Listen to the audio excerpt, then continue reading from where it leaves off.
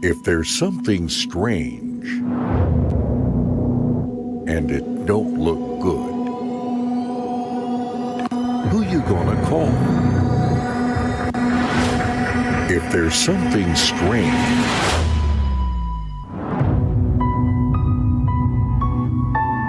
live from across the plain, still struggling through Google Hangouts, comes the coolest guys you've ever met. Oops, wrong show. Comes the guys who may be weird, who may not be mainstream, and who may believe in things many might call crazy. But these guys are after the truth, and sometimes the truth is the craziest thing you've ever heard. Let's get down to business. I don't got no time to play around. What is this? Must be a circus in town. Shut the shit down with these clowns. Can I get a witness? Mayor, Mr. Mayor, come take a look at this. Wow. Oh, What is it? Have you ever seen anything like that?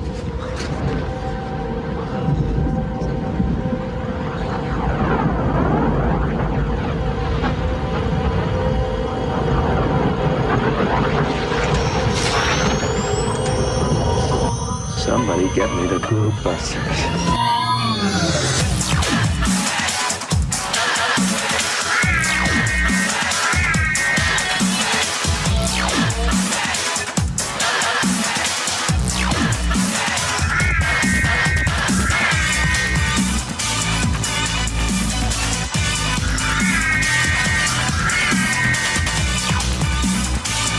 Ladies and gentlemen, this is the Globe Busters.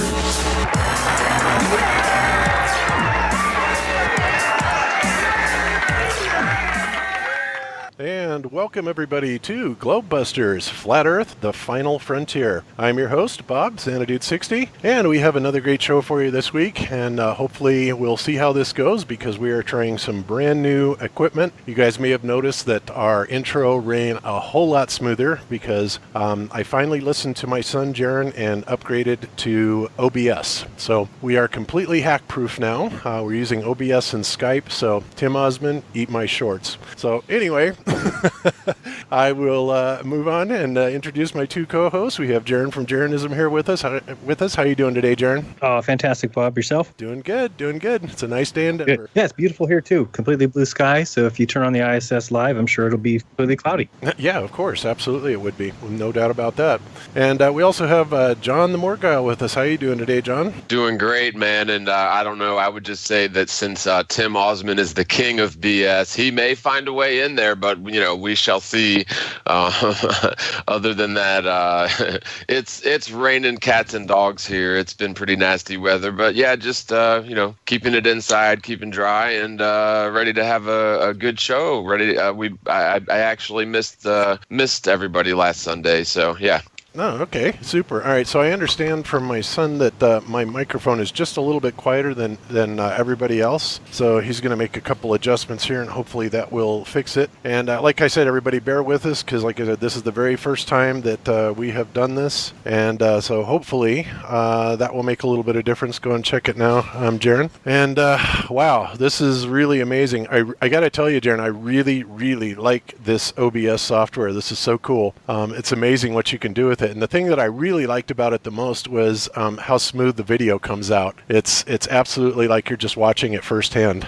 Bob, I'm still getting the same report saying that we're too loud, you're too quiet. So just wait a second to make sure it's all good. Maybe talk again. Morgile, you want to say something too? Yeah, check.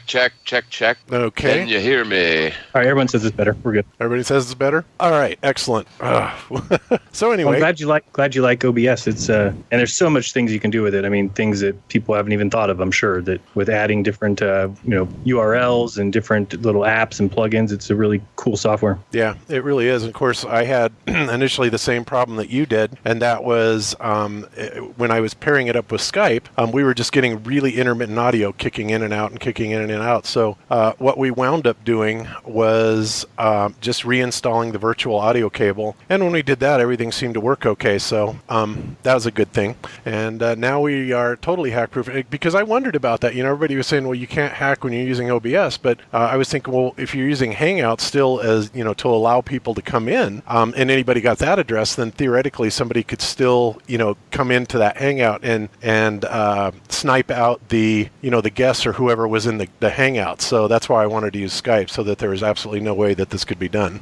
Yeah, it seems like more and more I'm coming to the conclusion that Microsoft products themselves are sort of built in with virus vulnerabilities, and this seems to be confirmed by this whole WikiLeaks thing with the CIA releasing their most malevolent hacking tools basically to the entire world for free.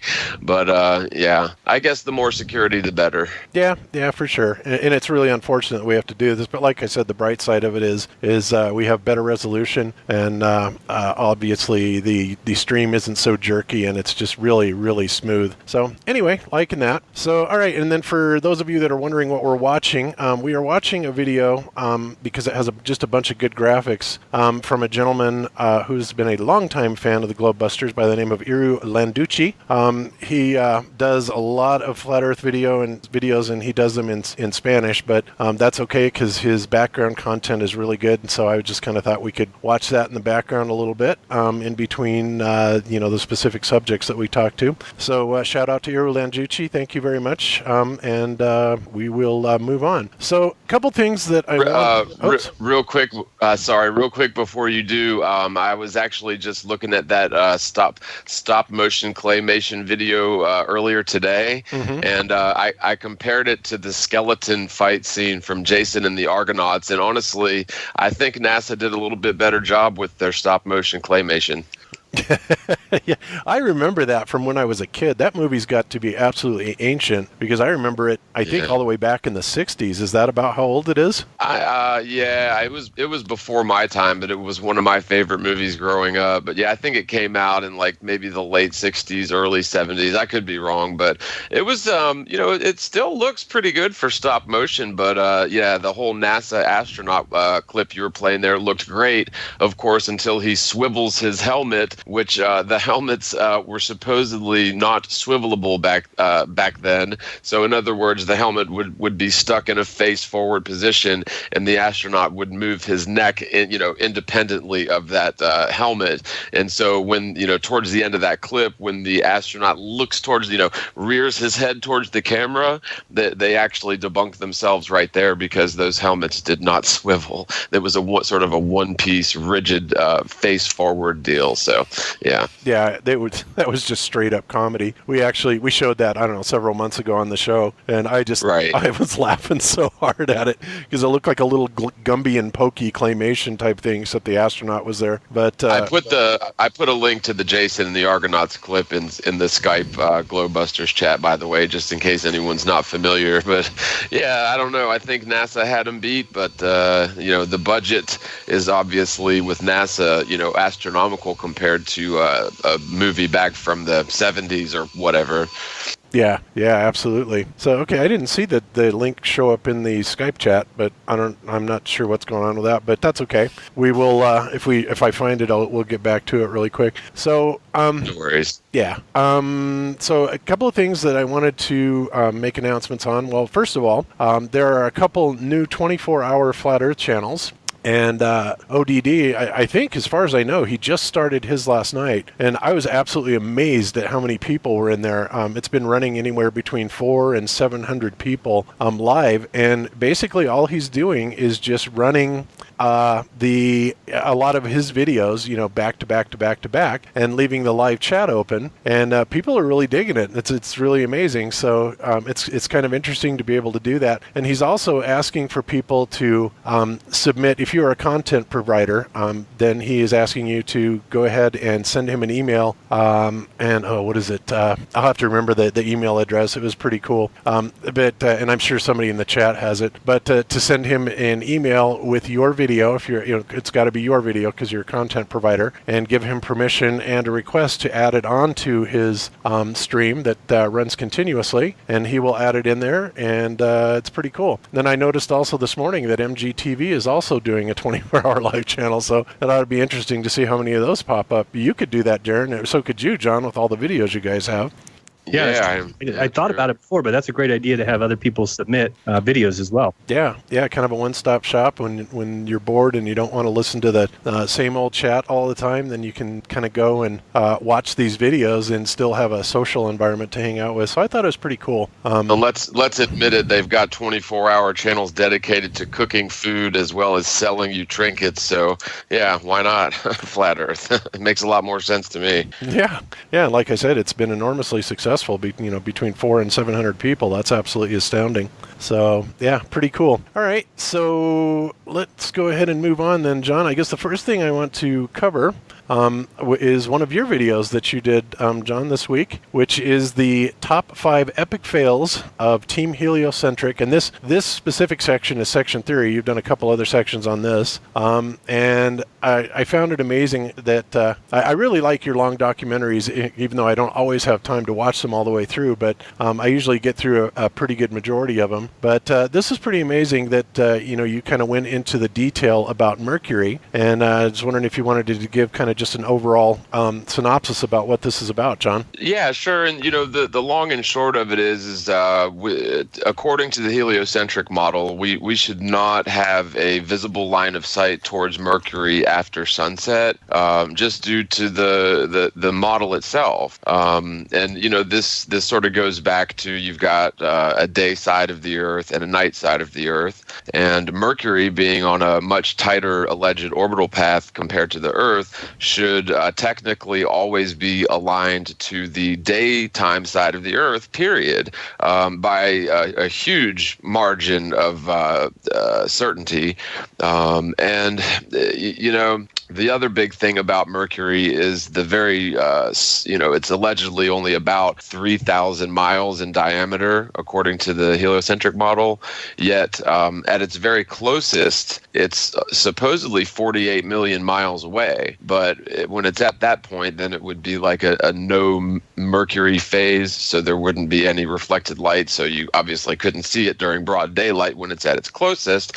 And so the only possible way you could get a line of sight towards it would be like, it wouldn't happen, but it would be during twilight where you may get some freak scenario where you could see it. The point is, it would be only like a crescent lit or a half lit object, based on the reflection of the sunlight, and that would diminish its angular size. But the whole point is an object that's, say, 80 or 85 million miles away, that's less than 3,000 miles in diameter, couldn't possibly be discerned by the naked eye. We wouldn't be able to see it.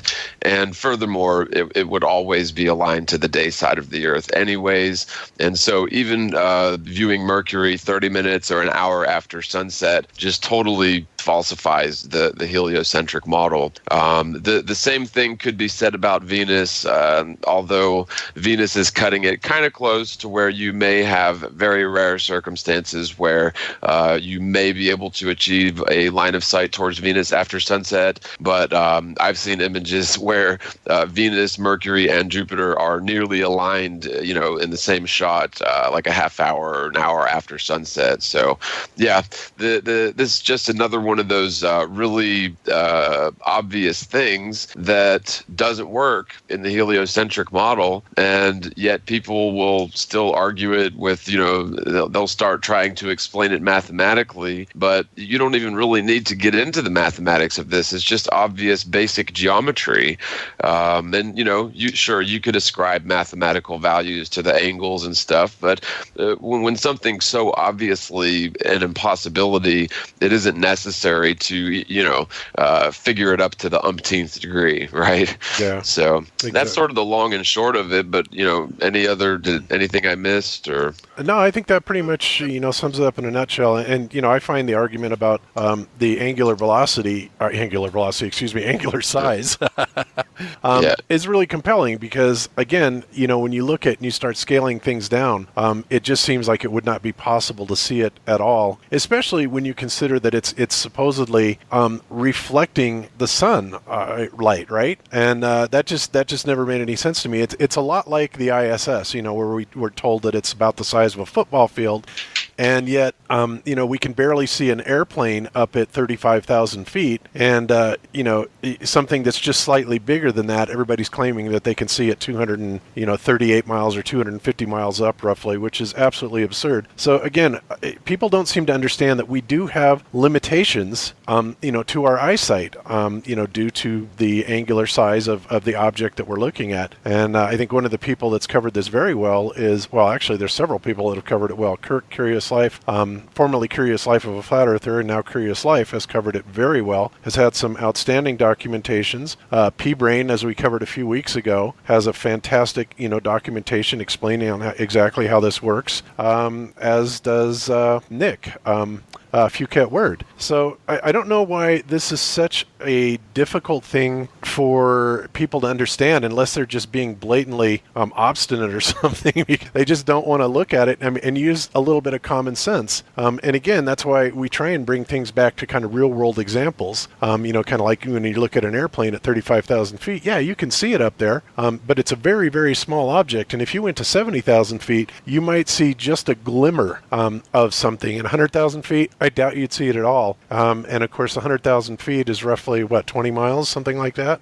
So to say that you could extend it beyond another 230 miles or so beyond that and still be able to see it is just patently absurd, let alone make out any detail. And I don't care what kind of telescope you have. It just, the telescopes do not have that degree of magnification where they can do that.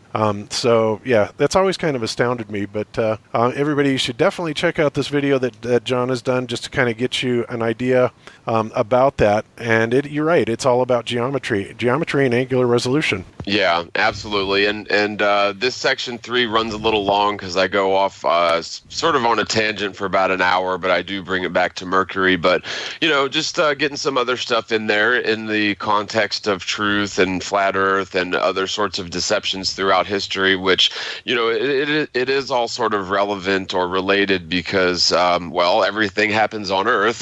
And so flat Earth is sort of intrinsically related to everything that has occurred here. Whether indirectly or directly related, but yeah, the inner solar system is definitely one of those things that it's just a real surprise that astronomers never really, they never really put the effort into falsifying their own beliefs and model. Instead, they patch together theory upon conjecture in order to sort of hypothetically make their philosophically bent belief systems work. And, frankly, that's why we've dubbed it the religion of scientism, because theoretical physics is no longer based on factual evidence or repeatable experiment. It's based on sort of the whimsical fantasies of theorists. And, we know how correct they are. How many times have they had to change the heliocentric model in the last 1,000 or 2 years, right? Yeah, many, many times, that's for sure. So, yeah, anyway, but it's a great video, and I think you go more into depth on things than almost anybody that I know. Of course, you kind of have a reputation for that, so... Yes, that's why I suck at Twitter. Like, I just, throw my mouse down in rage after the first couple sentences, so... Yeah, so you never get out all the things you want to say in just a small tweet. So No, Trump is excellent at it, though. I mean, maybe he's got a team of people helping him sound, sort of. I don't want to say anything bad about Trump, but helping him sound sort of stupid in very few words. Yeah, no kidding. And he's already. I understand that they're already talking about impeaching him. I haven't looked into that much, but do you guys, either one of you, know about that? I've heard some buzz, but I haven't heard the details. Jaron? No, I've heard the same thing, but I think it's just all nonsense, really. Yeah. Something I'll have to look into, but I'm too busy looking into all the other flat Earth stuff. And speaking of that, I suppose there's probably one other thing we wanted to talk about, and I wanted to talk about the balloon update a little bit, and kind of let everybody know what we're doing, what's been going on with it, why it hasn't been launched yet, and I got to tell you people that this has been one of the most laborious jobs I've ever had. Trying to figure out how to make this launch work. I mean, if it was just a standard balloon launch, this would not be a problem, because we would just slap a couple GoPros or standard cameras on it and launch it, and we'd be pretty much done. But here's the problem that I've been having with it, and I am certainly open to suggestions. But so I'm going to tell you what's going on with it, and then I'm going to tell you where we're going to go with this. We're still going to do a balloon launch, but it's not going to be what we had originally planned until we figure out how we're going to do this. And that is that many of you heard me talk about all the cameras that we have tried, and we have tried probably at least 10 different cameras. We've shown some of them on the shows that we're actually using, and I've shown the little run cams and the little camcorders that we've used, and we've had a combination of problems where either the cameras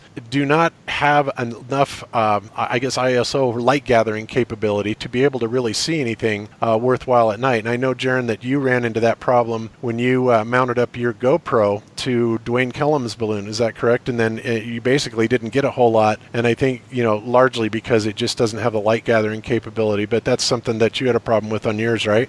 Yeah, absolutely that. And then we did strap it with a exterior battery, but for some reason the recording would only went as long as the original battery. When that battery died, there must have been something in the transfer that it stopped recording. But when it landed and everything, we thought that we would get that whole, whatever it was, 3 hours or 4 hours of flight, but it was only, I think, about an hour and 15 minutes it was recorded, and it was just black. Yeah. Well, you could see red flashing light, which was the light that's on the balloon, but you could not see any stars. And it was, when we let it go, the whole sky was filled with stars. So yeah, I don't think the light gathering is correct at all. Yeah. And what the amazing thing about that is one would think that, if the whole sky was full of stars when you launched it and it went up and got further away from, city lights and kind of looking up and looking more at the sky, that the sky theoretically would become more intense with starlight. And, kind of like when we go camping up at 10 or 11,000 feet up at Guanella Pass here in Colorado, it's absolutely stunning, the vividness of the stars and how absolutely bright they are. But that doesn't seem to happen. So we've tried several different cameras. The last thing that I tried, well, I think where I last left you guys off with was I was telling you that we had the run cams, but the problems we were having with the DVRs at that point was that they were running about 30 minutes and then they were cutting off. So then we ordered these other DVRs, digital DVRs, and we tested them, and we actually have 3 of them. We tested all of them, and none of them would go beyond, they would run anywhere from 50 minutes to an hour before they would either just stop or they would error out. So I mean, they were complete garbage, and so that was kind of a bummer. So we got rid of those, and I was thinking to myself, it's like, all right, it seems like anybody that I've ever seen do a nighttime starlight launch, and we'll talk about these, has done it with an incredibly expensive camera, like kind of like a Sony A7 or A8 or A9, something like that. And these cameras are $2,000 to $4,000. They're not cheap, but they're the ones that will actually do it. They have a good low light capability and all that stuff, good ISO that's native. And so I thought to myself, it's like, okay, well, you know what? I'm just going to bite the bullet. And I have to let you guys know, I've already got a lot of money in this, myself, in addition to the donations. But I've got a lot of money in this myself. And so I said, all right, I'm just going to go ahead and pop for a Nikon D3400, which is a pretty nice camera. And I kind of justified that by saying that, well, if we get it to work on the balloon launch, and it should, and it actually does see the stars very well.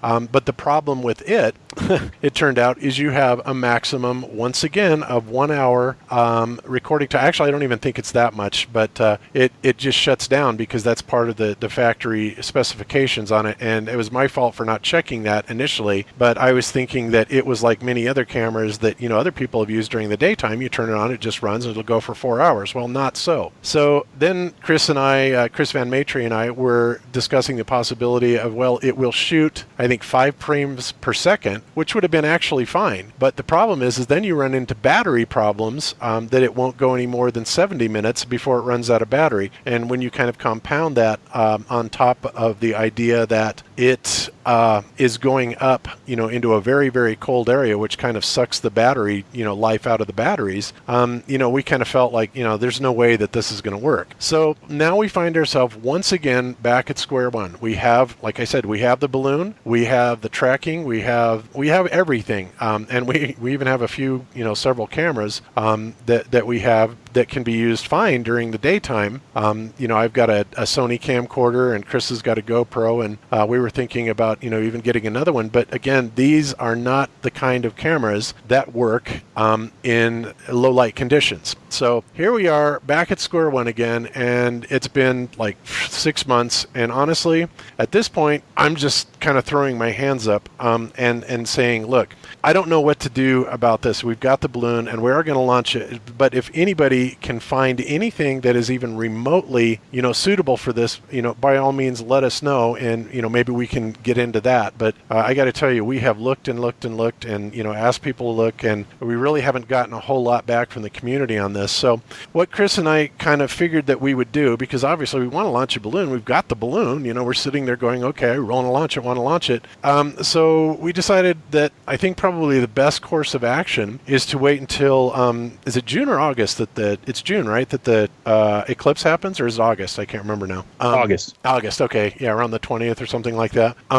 So we were thinking, Chris and I are going to go up, we're going to head north on I-25 and go up to Wyoming, and just, around Casper and a little bit to the east of Casper is the sun, the path of totality goes right over that. So we were thinking that we would go up there and set the balloon up, have 3 cameras on it, the kind of cameras that basically will record for 4 hours with no problem. And we were thinking of setting up either 1 or 2 of the cameras with this solar observing film over the front, so we could kind of get a solar view, and then having the other ones just kind of, see the sun in all its glory, and hoping that we can catch something like that. So and this is something that should be fairly easy, because we already know, like the camera I have, the Sony, the little Sony camcorder will sit there and run and run and run. It'll actually run for about 4 hours before it ever, gives up on its battery. And the GoPros are pretty much the same way. They'll go for quite some time, or at least the one that Chris does.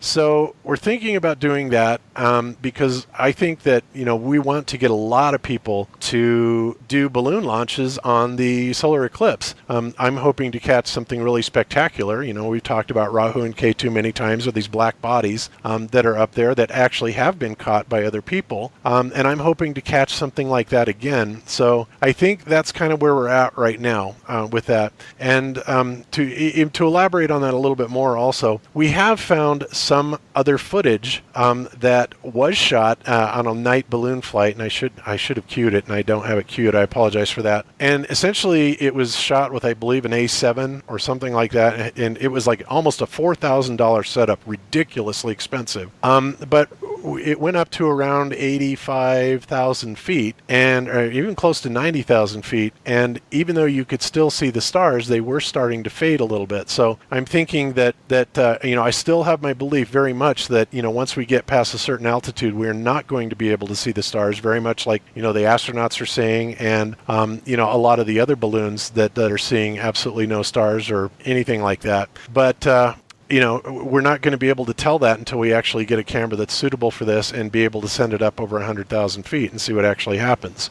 So that's kind of where we're at. You guys have any comments on that, or suggestions, or what do you guys think? No, I think that doing it on the eclipse is the best idea, because it kind of is, multiple birds with one stone, because we always wanted to have one that we launch it from 2 different locations and kind of either pin the moon or pin the sun in the middle. And this is kind of, could be all of that at at once. I know Dwayne's going to send one up. I want to send one up. If we send the Globebusters one up and get a couple other people and time it to where, it's either the sun and moon have passed me, and so in California, and then I launch mine, so it's kind of pinned in the middle. I think there's a lot of things that would be extremely telling. And if we had, that backup to where if one of us fails, it's not the end of the world because we've still got the other, 5 or 6 or whatever. So I think that's the best bet. Yeah, I think so too. And it's not, I noticed somebody in the chat just said you don't need to film at 1080. Yeah, that's right. We don't need to film at 1080 because all we really care about is seeing the lights. But even when we go to low resolution down to 480,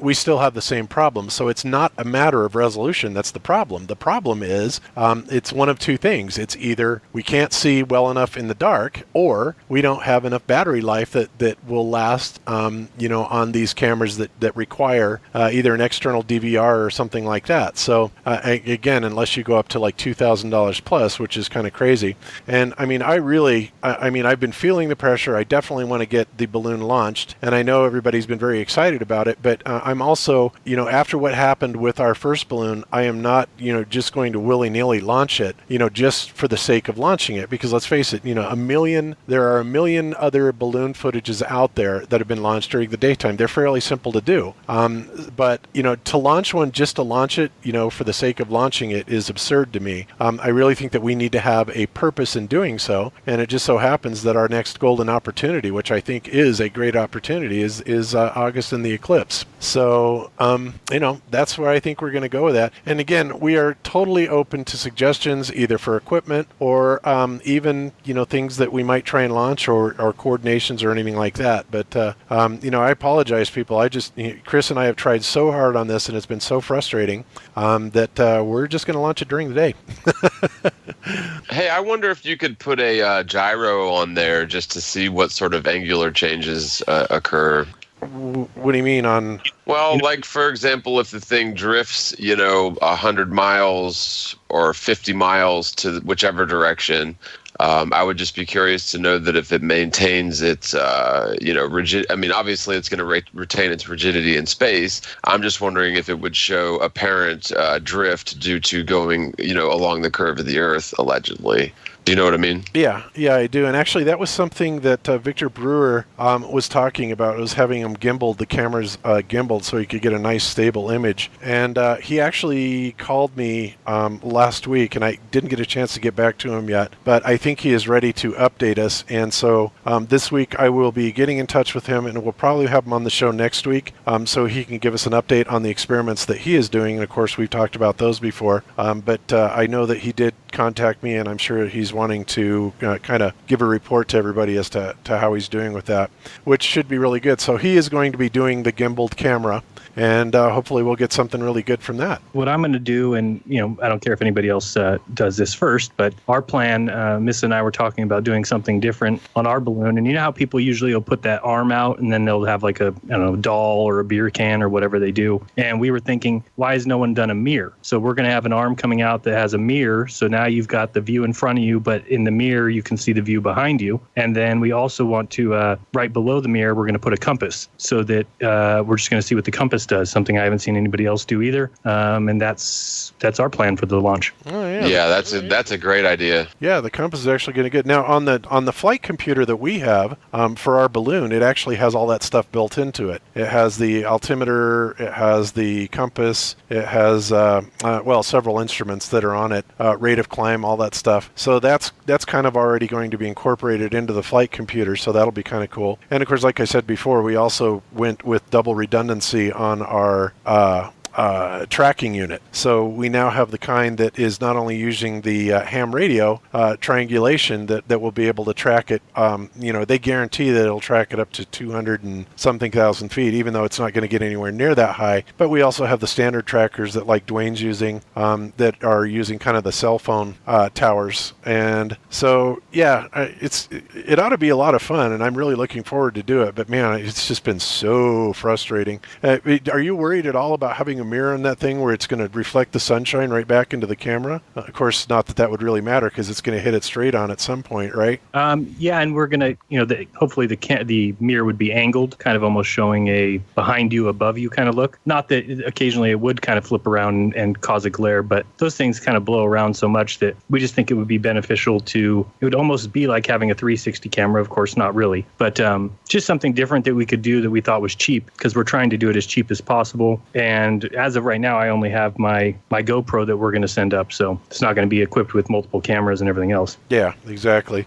And somebody's asking in the chat, where's the launch? Well, like I said, it's, for us specifically, we're going to be heading from Denver north, about 2 hours north, up into Wyoming. And I can't remember the crossroad. Maybe it's 80 or something like that. But it basically goes right over Casper, Wyoming, and then this other small town that intersects directly with I-25. And that's right on the path of totality. So somewhere in that area is where we will actually launch the balloon from. And then, like I said, a lot of other people are going to be traveling and getting in the path of totality. I think you said that Dwayne Kellum was going to be going somewhere down in the south to try and catch it. I don't remember where. I know he's got family somewhere, and I don't remember what he told me, but he is going to another state to launch it, and I'm not sure how much closer it is to the path of totality, but, because I think that's a small band or a small little stretch that goes from like Oregon down to Carolina or something. I don't know where it ends. But so you're going to be going to right underneath it. Is that what you said, Bob? Yeah, we will be dead center, right in the center of the path of totality. Wow, that's awesome. That's even better. Yeah, and like I said, it's it's only a couple hours north of here, so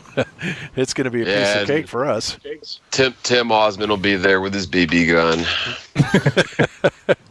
Well, as long as we don't have any other, strange objects that are luminescent that kind of approach it and then it goes offline. That's another really interesting thing too about solar eclipses is the path of totality is usually about 50 miles in diameter, and you'd think with the heliocentric layout that the shadow of the moon would be massive, right? But no, it's like a shadow focused down into a point that is usually about 50 miles, but there's been a few times on record where its shadow was like 2 miles, but of course those are during annular eclipses as opposed to total solar eclipses.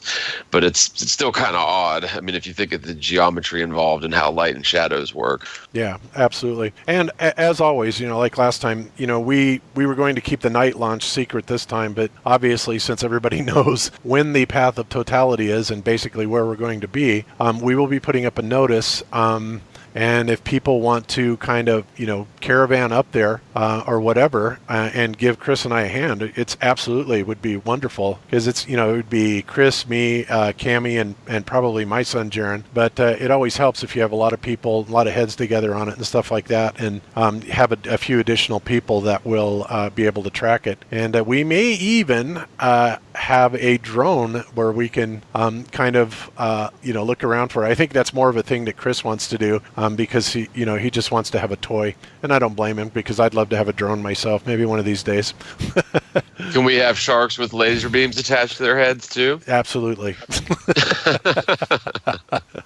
So there we go. So yeah, Spies Like Us, I see that, and like I said, we will announce it before we go. We will disclose full details and just kind of make a party out of it, and it'll be obviously in the middle of the day. And if you're in Colorado or north of the Colorado, because it's going to be up near Casper, between Casper and where I-25 intersects, basically that latitude line up there. And I can't remember the name of the city, but you can just look up Path of Totality anywhere on the internet, and you can see it and just trace up I-25 from Denver, and it runs right into it. So it's going to be perfect for that. And I would assume that same would be going for you as well, Jaron. Getting all the help you can get, right? Absolutely, and I think we'll probably not announce exactly where it's going to be until a few days before, because that's usually when you can do the simulations for where it's going to land, because being that we're right next to the ocean, the last thing that we do want is it to go anywhere near there. So Dwayne Kellum seems to launch his usually. We launched one from the front of my house once, and last time he did it in Santa Cruz. So he always gauges it a few days before and then is able from there to decide where to launch it from. So that's probably what we'll do as well. But it will be somewhere, Monterey, Santa Cruz, over to Los Banos or something like that. So I'll be announcing it. And yeah, we'd love to have people there. Yeah, that'll be super. So there you go. So that's the update, guys. And like I said, I truly apologize. But believe me when I say we have really tried our best to find, suitable equipment. And unless we have got a lot more money than we do now, and that's the one thing, especially considering all the crap that we take, oh yeah, Globebusters are just taking money because, they're doing this. It's like, no, that's not it at all. In fact, like I said, I personally am in debt nearly $500, and we, and it's going to go even a little more than that. And I don't mind. I'm not complaining, but I'm also not willing to go another $3,000 into it. So, with what we have, I don't mind throwing another $500 at it. Maybe for another camera, or $200 or $300, excuse me, maybe for another camera. And of course, we still have to buy the helium, which is going to be around $100. It'll be a little cheaper this time on the helium since we have the smaller balloon. But this balloon is still capable of doing 105,000 feet, I believe, which should be beautiful, especially for the Equinox. So there you have it. If anybody maybe we can apply for a grant through NASA for some space exploration funding. Yeah, wouldn't that be nice? It'd be even nicer if they just did it, and gave us an actual shot of it. Send up one of their high altitude planes. But put up Deep Inside the Rabbit Hole put up a video I think yesterday, and it's Darren Nesbitt's song. I don't know if you've heard it, but at the very end of the song, he says, "Why don't they just take a photograph?" It's like the best ending of a song ever. It's like, yeah, why don't they just take a photograph? Exactly. Wouldn't that be? Yeah, that'd be too easy. It would be much easier to take a picture than, of course, to create all the CGI. But we know why they create the CGI. I mean, it's so obvious to anybody that's awake. And for those of you that have not figured it out yet, we're not. All we're asking you is to simply use your head and to look at this critically. And, you have to wonder, with all the thousands of hours of footage that NASA has out there, why in the world don't we have a 360 pan in outer space? And why is it that anything from the ISS has to be so incredibly, fish-eyed? It's crazy. And I actually have some really good footage I'll be showing that's absolutely ridiculous during another NASA spacewalk. But it would be so simple for them to simply turn it around, to change their ISO settings so that it's not calibrated for the Earth, so that you can see the stars. We know full well that NASA can afford the kind of cameras that have a high ISO rating, and it would be that simple. That's all it would take. And knowing that it's that simple, the ballers out there that have not gotten on board to this, you have to ask yourself why. And of course, the excuse that NASA is not subservient to us and they don't answer to us is wrong. They do answer to us. They're doing it with our money. They should absolutely answer it to us, and not that it's going to cost a penny more for them to turn those cameras around in outer space, right? It's not even a budget thing. It's just like, hey guys, look, here it is, or look out, the Cupola, or another part of the ISS allegedly that's going to see things out in space. We're not asking for a lot. Go ahead, Jen. I was going to say, Carlos keeps saying that you can rent cameras, and the problem with that, Carlos, is that balloons get lost, and even Dwayne lost one, and he's got it all, down pat by this time, and we lost that one in the swamp that Bob remembers. That took me, a whole day to find it, and took Dwayne driving way out into this swamp where he had to find the owner of the property. It was just a pain. And if we lose those cameras, of course, because they're rentals, they are going to put a huge amount on it if you lose it or break it. So it's just not smart to think that no matter what, you're going to recover it, because there's no guarantee. I mean, they could land in a pool in somebody's backyard. They could land in a lake. They could land and he gets hit by a car when it lands on the freeway. You just don't know where those things are going to land. Yeah, exactly. And of course, that's exactly what happened to us. I mean, we had three or four cameras, I can't remember. We had several cameras on the first balloon, and obviously it was lost. Nobody's ever recovered it. And, we're just SOL. And if, had we have rented that, there is no insurance, at least not that I'm aware of, that's going to insure you for at least any less than 90% of the cost of the equipment for accidental loss. And then, of course, what good is that? So, yeah, you can't just rent it and say, oh, yeah, that's going to solve the problem, because that's ridiculous. Nobody is going to cover it or going to when you come back and say, well, we lost the balloon or it fell in a lake and it's completely water damaged and ruined, nobody's going to do that. And I must say that even when I bought that Nikon D3400, I purchased the accidental dropping or spilling or anything like that insurance on it. And of course, if we would have dropped it in the lake, as long as we would have been able to recover it, then the insurance would have replaced it 100%, no problem. But that's assuming we can recover it. And that's, like the problem that we had before. So it's quite a tangled web. So that has been our problem. Yeah, Dwayne's had a lot of interesting things. The last one that he launched, it landed in some shipyard, and the people that owned the yard thought it was a bomb, and they called the cops. And it took a day for Dwayne to get that back out of the police station. And the one before that, it landed in some hills, and his son and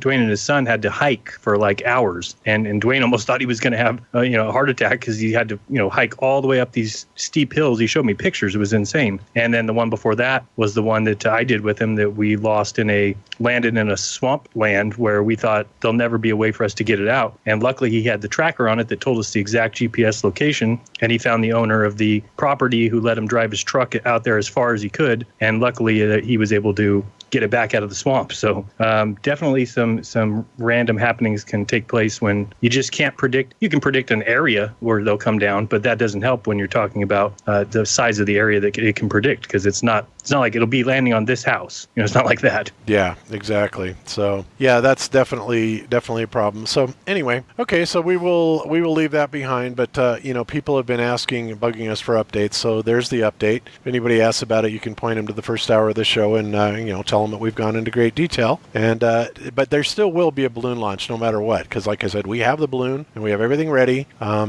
We just don't have the funds for a $2,000 to $3,000 camera to slap on it. So there you have it. All right, so moving on, let's see. Let's go to the next thing that I wanted to talk about, and that is a couple weeks ago, I mirrored a video by a guy named Mike Helmick, okay? And this Mike Helmick it's this video, actually, that we're watching here. Kind of goes over in detail. He's really good with some VR stuff and photoshopping, and he basically does a lot of video and still manipulation. And this particular video, like I said, we have it mirrored on Globebusters, but otherwise you can check it out on his channel here, Mike Helmick. And he kind of goes into detail about how NASA is actually able to fake a lot of this stuff. And it's really quite amazing. He goes, he has a lot to say about it. And what's amazing is that this augmented virtual reality, kind of like what we're seeing here, we've seen the astronauts play with water and play with balls and stuff. And what we're seeing right now is just kind of something that is exactly what the astronauts are doing. They are watching a monitor screen that is giving them these objects, kind of like what they were just showing here on this back screen. And we've also seen kind of the bloopers with that. You saw the one astronaut that looked like he was grabbing something. I think it was supposed to be a hat, and he hands it from one hand to another. But the problem with that is that one of the video monitor cameras was down, and so it didn't show the audience the virtual reality hat that he was trying to pass across. And this is far from any isolated incident by any means. It's absolutely we see this all the time. And there was one. I remember one where a microphone went through the astronaut's hand. There was another one where like an orange or a grapefruit appeared in a chick astronaut's hand out of nowhere. And it's just all over the place. But yeah, go ahead. Sorry. Yeah, no problem. So the point is that there is currently, and has been for a few years, software on the market, on the consumer market. And in fact, what we're seeing here is a demonstration of this software where literally you can interact with these things, live. Not only live on the camera, but live in front of an audience, and everybody's watching this. And this is available to the consumer market. So again, if NASA is really, so far ahead of us, then they would obviously have something more than that, right? They would have something far better than that. And if they do, great. But nevertheless, the same principles apply. and they still have some of the problems because computers glitch. I don't care how good the equipment is, how good the software is, you can still get some glitching software, and we've caught them countless times. I mean, well, just like part of the stuff I was showing a few minutes ago, and we've all seen literally dozens of videos that are showing NASA screwing up with this. But the point is that, we can do this. I've seen Jaron on his live streams, do CGI rendering, live right on your broadcast. And I don't even know what software you're using to do that, Jaron. What are you doing that with? Sorry. Believe it or not, that's with OBS. Just OBS does that? Yeah, because you would go to add a scene and then add an image that's a PNG, so it's got a transparent background. And then when you move it over to the live screen, you can just manipulate it with your mouse, and it would move around on the stream that everyone's watching. So, for instance, if you had an image right now of an apple, you could take that apple, add it as a scene, and then just using your mouse, move the apple around, and what people are seeing at home would be the apple moving around magically. Yeah, yep. So pretty crazy. And there you have it. And OBS is free. So imagine what you could do with $50 to $60 million a day. If you could invest that in hardware and virtual reality hardware and software, all the stuff that they have.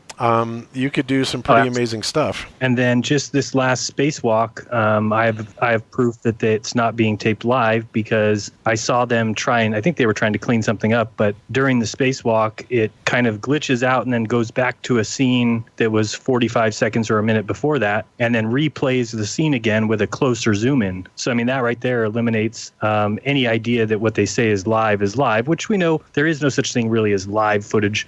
Usually even a TV show or any kind of news program is going to have like a 7 or 10 second delay, but they have quite a bit more than that if they're able to rewind to a scene 45 seconds earlier and just keep going. And if they've got that, then you can have a team of 3 or 4 people that simply use live editing, which there's that software out there. It's about $3,000 or $4,000 or $10,000, I think actually $10,000, but it's a live editing software to where you can have chroma key stuff going on. It'd be very easy to do what they're doing with the kind of money that they have. Yeah, absolutely. And this is something that I was unaware of too. I've got it on the free screen here on something called augmented VR virtual reality contacts. And I find this really interesting because apparently they have these contacts that you can, pop in your eyes, and you don't need any other type of monitor. These contact lenses actually give you the ability to see the virtual reality through the lenses themselves. And it's interesting because you look at this guy's eyes, and it makes him look like he has those lizard eyes. Like people are always saying, "Oh, look, he's a reptile." And I'm not taking any away from that possibility. I don't know, but I do find it interesting that these particular contacts kind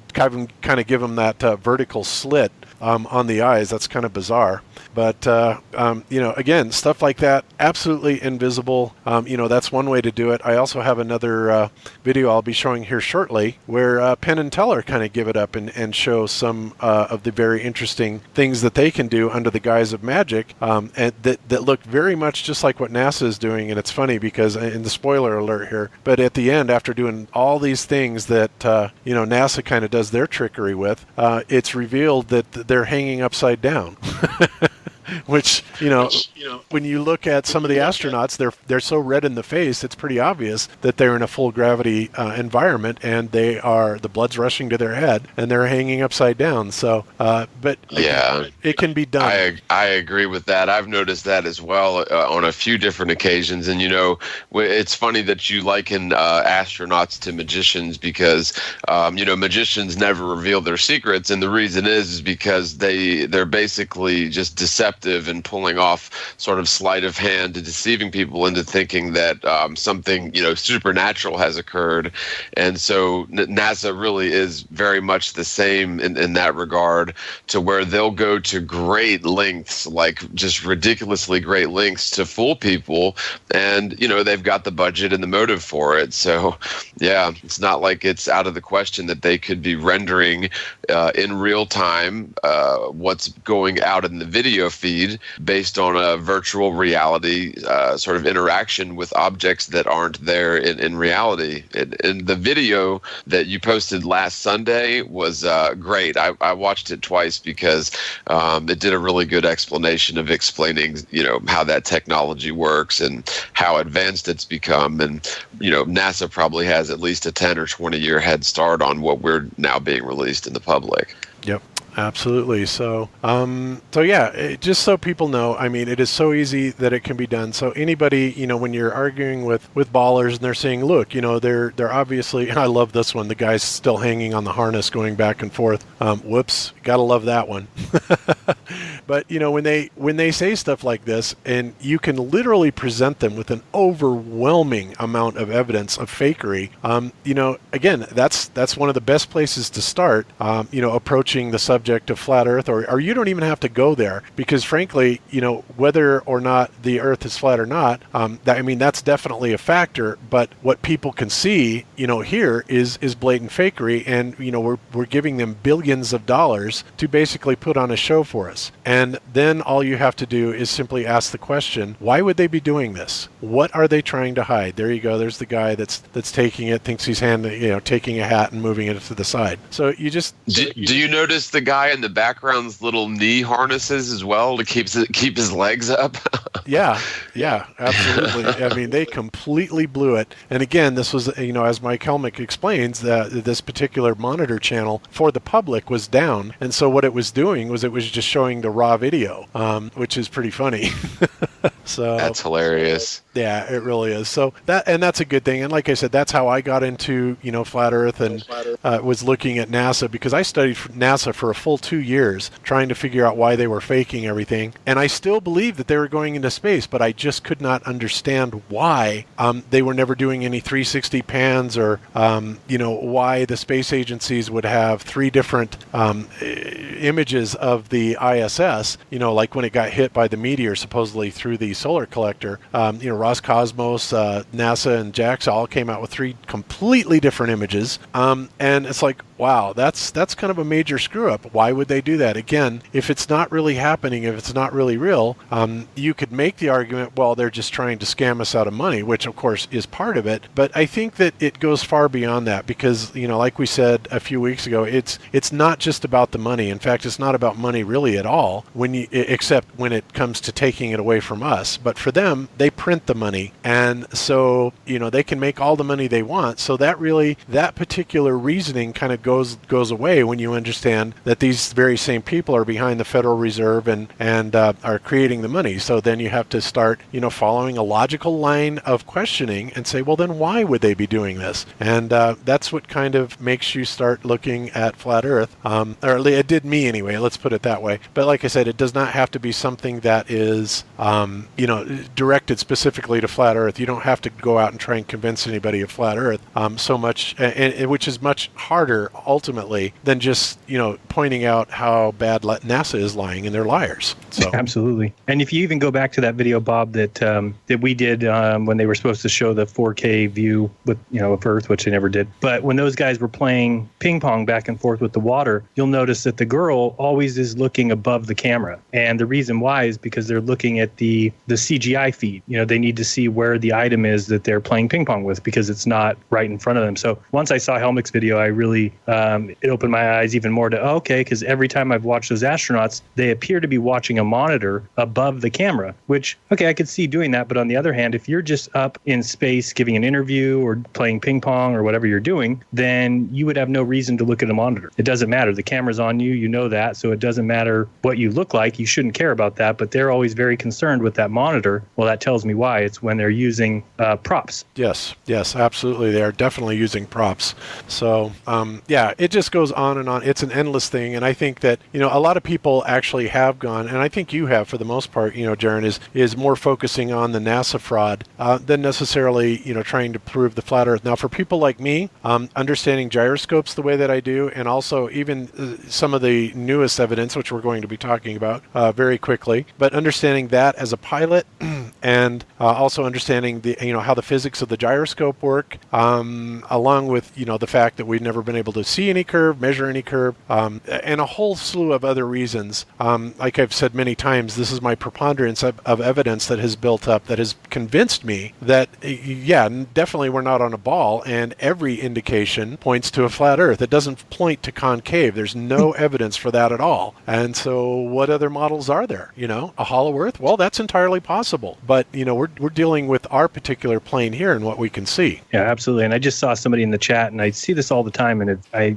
love to bring it up or have to keep bringing it up. But somebody said Morgile thinks that guy's wearing a harness like it's funny. And here's the reason why they say that. Because if you go looking for the NASA answer or the fanboy answer, well, of course you're going to find one by somebody saying, oh, that's actually a belt that they wear with their tools on it or whatever. But no matter what the answer is, I mean, who's really the one that's being blind here? Morgile, who's using... What are the knee pads for? That's what I want to know, because they don't ever wear those knee pads any other time. Yeah, it's just to people still think that there would be something that we would find that wouldn't have an answer for it. And while there maybe we will eventually find that, but for the most part, if there's a deception, well, they're going to be able to cover up whatever we find. That's kind of their goal is, anything that anybody sees or finds that doesn't fit the narrative, well, somebody has to go fill out that hole. And that should be expected if there is a deception going on. What we're saying is there's a deception. At no point is NASA just going to say, damn it, you got us. Here's the keys to the building. Sorry, we fooled you. Talk to you later. It's never going to happen. They're going to have an answer for everything. And eventually, when people see that they've been telling us that we'll go to space and people are going to go to the moon and that there'll be a hotel in orbit and everything that they've told us for the last 40 years, we'll go to Mars and that, and yet we still can't get a 24-hour view of the Earth from an orbiting craft that's been there for 16 years. Eventually, people will say they'll wake up. Now, for me, I thought that would be a lot quicker, that once people saw what we're trying to show them, that they would wake up. And it has worked on many, but some people just will take the mainstream answer and call it fact every day of the week. And if that's your position, then you shouldn't even be in the chat, because there'll never be something that will say that you can't go and find an answer for on some fanboy channel or some NASA website. Yeah, totally. Very true. So anyway, let's go ahead. Well, yeah, and not only that, like I said, somebody, it would seem to me that, we think that knee pads are funny, but it would seem to me that if you're floating around in a gravityless environment, that everybody would want to have helmets on, right? More so than knee pads. Because you go whipping down the ISS and you miss one of those railings and you're going to go crashing headfirst into a wall, so you think that they would have at least like a bicycle helmet or something like that. But you never see anything like that. You never see them take any type of precautions whatsoever. And what about like dust and little metal particles that would get into your eyes, to where, on Earth, they're going to have, if they have any weight at all, are going to fall on the ground. But in there, you would just have all those things floating around I've never even thought about that. Something new every day. Thanks, Bob. Yep. There you go. And what do you mean, like dead skin cells and, hair follicles? Yeah, it would be a nightmare, considering they claim that the ISS is a closed off system. Nothing really comes in or out. And, they'd have to change out filters constantly, having so many people in there, because, we're constantly shedding dead skin cells, which would become part of their environment. And over 15 years, goodness, that place would be like the inside of my computer after I haven't cleaned it for a year. You know what I mean? That's exactly right, too. It gets really bad. So, and how get there? Think of all the electrical equipment they have constantly generating that heat. And I know they say that it's air conditioned, obviously, but the other day I was looking up, ammonia is what they use to run air conditioning, and the freezing point of ammonia is negative 170 Fahrenheit, and supposedly on the dark side of Earth or in the shade, the temperature is negative 250. So how do we have ammonia going through that system if it's negative 250? It should be frozen. Yeah, it absolutely should be. That's a really good question. And beyond that, we've discussed many times that the ISS is floating around up there in the thermosphere. And, I don't want to sound like a broken record, but new people really need to understand this and hear this. And they tell us that the reason that the ISS just doesn't simply burn up in these 4,500 degree Fahrenheit temperatures, which will melt anything. Let's face it, anything other than unobtainium is going to melt in those kind of temperatures. But of course, the excuse is that the air molecules are so sparse that they simply, won't actually transfer that much heat to it. But again, they say that what is causing those air molecules to be so excited to be able to supposedly reach that 450 degree temperature is the cosmic radiation. And again, if the cosmic radiation is unshielded, which it is because it requires lead and many other possibilities, but whatever it is, it's going to be heavy, and they simply can't lift 2 feet thick lead walls up there. Then that means that cosmic radiation is going to be penetrating right through the glass, or the leaded glass, or whatever it is in the ISS. It's going to penetrate right through the aluminum and steel outside housing, because it's very, very thin, and it's going to hyperheat, and I do mean hyperheat, the inside atmosphere of the ISS. There's just no way around that, and that in and of itself, to me, is undebunkable, because if you can't shield it, then you are exposing those air molecules inside of the ISS to that excitation, and it would literally vaporize anybody that was inside of it. So again, just things you have to think about. Yeah, they tell us that the LEM, or the lunar module, was able to sit on the moon because it had mylar or gold foil plating, or whatever you want to call it. And if you just think of the ISS when they're doing a the ISS when they're doing a spacewalk, that they're holding these handrails, and they're holding handrails with gloves that have like rubber tips. And the other day I was thinking, wait a second, those handrails aren't wrapped in gold foil, so they're not reflecting heat away. So they're holding that heat, and then here comes the astronaut that grabs it with their hand. Their whole glove would melt, and it just doesn't make any sense to me anymore. Well, and you want to know what's even stranger about that is, we all know that the boiling point of any sort of matter has a huge, or barometric pressure has a huge impact on that, whether it's ice or water or even gold. And gold is sort of delicate as far as metals go. In order to melt gold, you have to get it to a really small range of temperatures, otherwise it'll literally just evaporate away. And so according to their model and assertions, the moon basically has no barometric pressure, and so the boiling point of water would obviously be much lower, and the boiling point of even a metal like gold would be at a much lower point.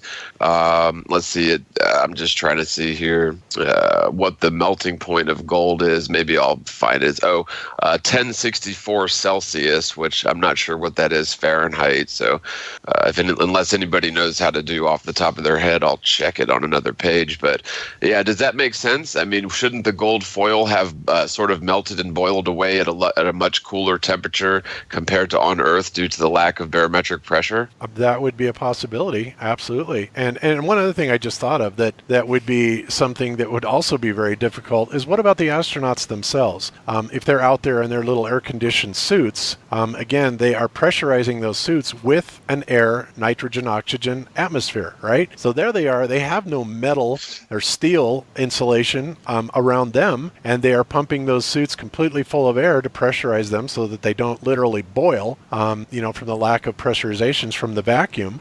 So anytime that they're out there spacewalking, what is shielding them? How do they explain that? There is no explanation for that, because once again, they cannot isolate themselves from these cosmic radiations. And I have to laugh. You see these clowns, some clowns in the chat saying, oh, well, these guys failed Physics 101. It's like, this isn't even a Physics 101 question. This is common sense. And we're using NASA's own verbiage against them, right? NASA is the one that's saying that it's the cosmic radiation that is super exciting these, not us. It's NASA. And so when you get the astronauts out there and you put them in a fully, 14 pound per square inch suit full of air, then they should literally vaporize right inside of it just from the cosmic radiation, right? Well, that and that their suits should technically explode. Yeah, that's another thing that doesn't make any sense. When you pressurize a suit to that level, it's interesting because you watch the spacewalks and their hands, they can actually move their hands and stuff, and that spacesuit would be so inflated, it would be like wearing a balloon. You'd be so stiff that it just wouldn't work. And you people can say that we don't understand physics of that all you want, but if you're saying that, then you are an idiot because you don't understand how it works. You cannot have that much pressure internal with a suit that would be restricting you like that and being able to even move around. It just doesn't work. Yeah. Even according to Mythbusters, who are always on the side of mainstream science, they created a little experiment where they had a vacuum chamber with something similar to an astronaut's glove going into the vacuum chamber. And when they, evacuated all the air out of the chamber, he could barely move the thing, let alone wiggle his fingers. And that proves it that, if you're in basically a vacuum in a pressurized suit, assuming the thing could hold together, which it really couldn't. But it would be almost impossible to even bend your arms, let alone do, dexterous things with your fingers. Yeah, and I think one of the Mythbusters even said that. There's just no way. He said, there's no way you could possibly, do anything with this. And and in that light, I was going to go to the Rahu K2, but I'll do that afterwards. But so let's look at some of this space footage from NASA that they just released very recently, Spacewalk number 40. And what we witness here is ridiculous. All we see is this clown futzing with Velcro on some sort of an insulator, and he just keeps playing with it. They aren't actually doing any work whatsoever. I mean, and this really is all he can really do because, he doesn't really have any tools that he's working with. He's not, putting a screwdriver on anything or anything like that. All they're doing is just playing with these wraps on the outside, like they're actually getting some work done. What is the point behind this? It's ridiculous.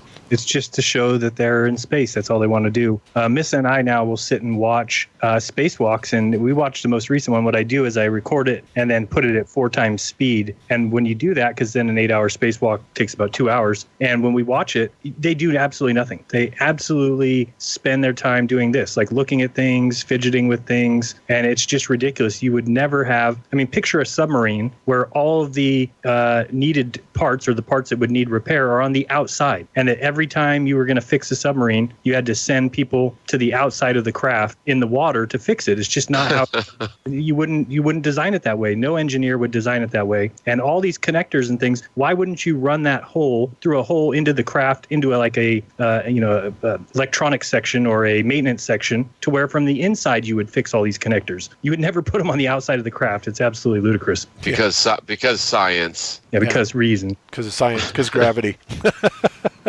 And look at this. Look how ridiculously fisheye all of this is. You have everything being fisheye, and we're going to see some other footage where basically it shows almost the whole Earth. Another thing that I noticed about this is it looks like it's either sunrise or sunset, but it seems to be going back and forth, because 1 minute we see the Earth fully illuminated, and then the next it looks like it's fully dark, and it keeps going back and forth, back and forth. So this isn't even a coherent piece of footage that they're doing. So again, what have we witnessed them do? We've been watching this now for 4 minutes, cutted, edited, and spliced together pieces. See, look at this, full daylight down there. And what have they done? They've done absolutely nothing. They're just kind of floating around and doing Zippo. It's absolutely crazy. This is nothing more than CGI, a composite, and it's also shot underwater, as we have caught the bubbles many, many times. Look at all those pouches there on the left that say pull. Like, what the else would you do? Pouch? Who's going to get there and start pushing on it? I can't open this pouch.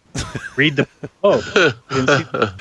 And, going back just a bit to, if you watch time lapses of them doing spacewalks, the same thing applies to time lapses of NASA, on the ground building their little gadgets and satellites. And as a matter of fact, Jeff Stewart did a pretty good video a while back where he showed a time lapse of an auto manufacturer, and you can see quite clearly that there are people doing jobs, getting things done, and things are getting built, and the things are moving along, right, within a 5-minute time lapse. Now, if you do the same thing using one of NASA's own documentaries and do a time lapse, all you see is just people sort of walking around back and forth, tinkering with something, setting that down, picking it back up, walking over here, tinkering with something, and nothing over the course of, I guess, an hour compressed into 5 minutes, nothing gets done. It's like they're basically just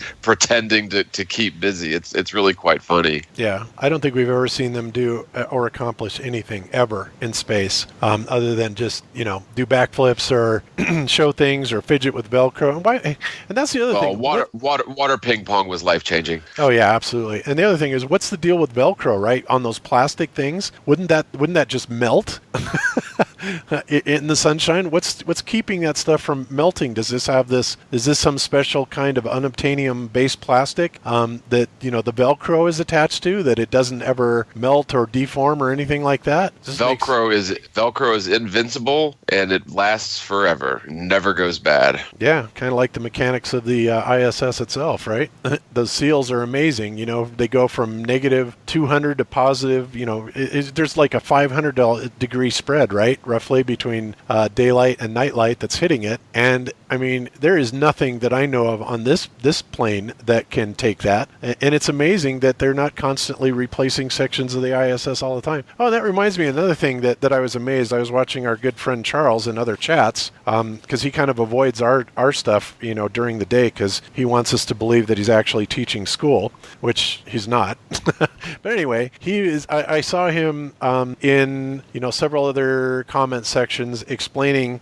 People are saying, how come we don't have any footage of the ISS being built? And he's like, oh God, there's tons of it, absolutely tons of it, all over the place, showing every bit of the construction. And I'm like, really? I've never seen anything like that. So I went looking for it, and I was unable to find anything. Have you guys ever seen footage of it being built? Of the ISS being built? Yeah. Charles claims that there's footage of it everywhere. I think Charles is full of it. I mean, I remember growing up, that they were allegedly launching up lots and lots of launches in order to, ultimately culminate in the ISS. And they filmed a lot of spacewalks and stuff like that while they were allegedly building it. But it was all just more of the same. Like, they'd show them connecting a tube to another, hatch or whatever.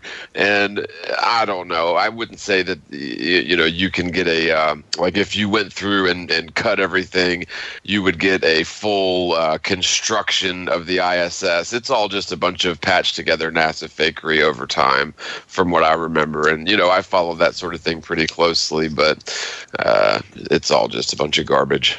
Yeah, it really is. But and you would think that even just by happenstance, you would see stuff like that of them doing something other than fidgeting with Velcro. You could do that, and you could say, "Well, these guys are building the ISS." It's like, really? Where is the arm manipulating these huge modules and them actually bolting them together, and how does all that work? It's like, I would really like to know.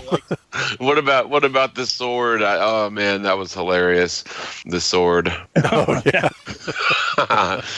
Y'all had me rolling on that. It did nothing. That whole spacewalk was just like one guy falling asleep or something. It was ridiculous. And and then anytime they need to get rid of something, they say they just throw it down into the atmosphere. And you made me feel bad for Missa on that. I'm sorry. I was a little mean to her. Yes, you were. Wasn't Missa though. It was Bertha. Bertha, sorry. Yeah. Bertha. That's funny. So anyway, Mark Sargent actually sent me these clips, and it was funny. I mean, it had him in an absolute uproar. He's like, "You got to be kidding me!" And he went on Strange World and kind of went off on it and stuff. And I don't blame him. I mean, look at this. Look what we're seeing. Oh, there went a bubble far out. Look what we're seeing, and look how curved the Earth is. Really, if the Earth was this curved, at 250 miles away, easily they could see the whole ball, right? But even at 250 miles away, we know that they can't. But when you look at this curvature, it certainly looks like you can see the whole Earth. But again, just another deception. And we're seeing absolutely nothing get done. Yeah, and like this picture here, if you just picture being exactly where this camera is, you'd be able to look up, look left, look did you see down. That bubble? Oh, there was another bubble. Sorry, there was two bubbles. Oh, they're all over, yeah. They're everywhere. And you picture yourself looking in a circle, you would see the entire circle of the Earth. But if you put into the curve calculator, and I'll do it again just so I don't get my numbers wrong, but if you put in the curve calculator that you are, so I think it's like 1.3 million feet. So eye height 1,300,000, 1,300,000, and then a target distance. I'll put in. I think it's 1,400 is the actual amount. So let me try that. That's too much. Let's try 13.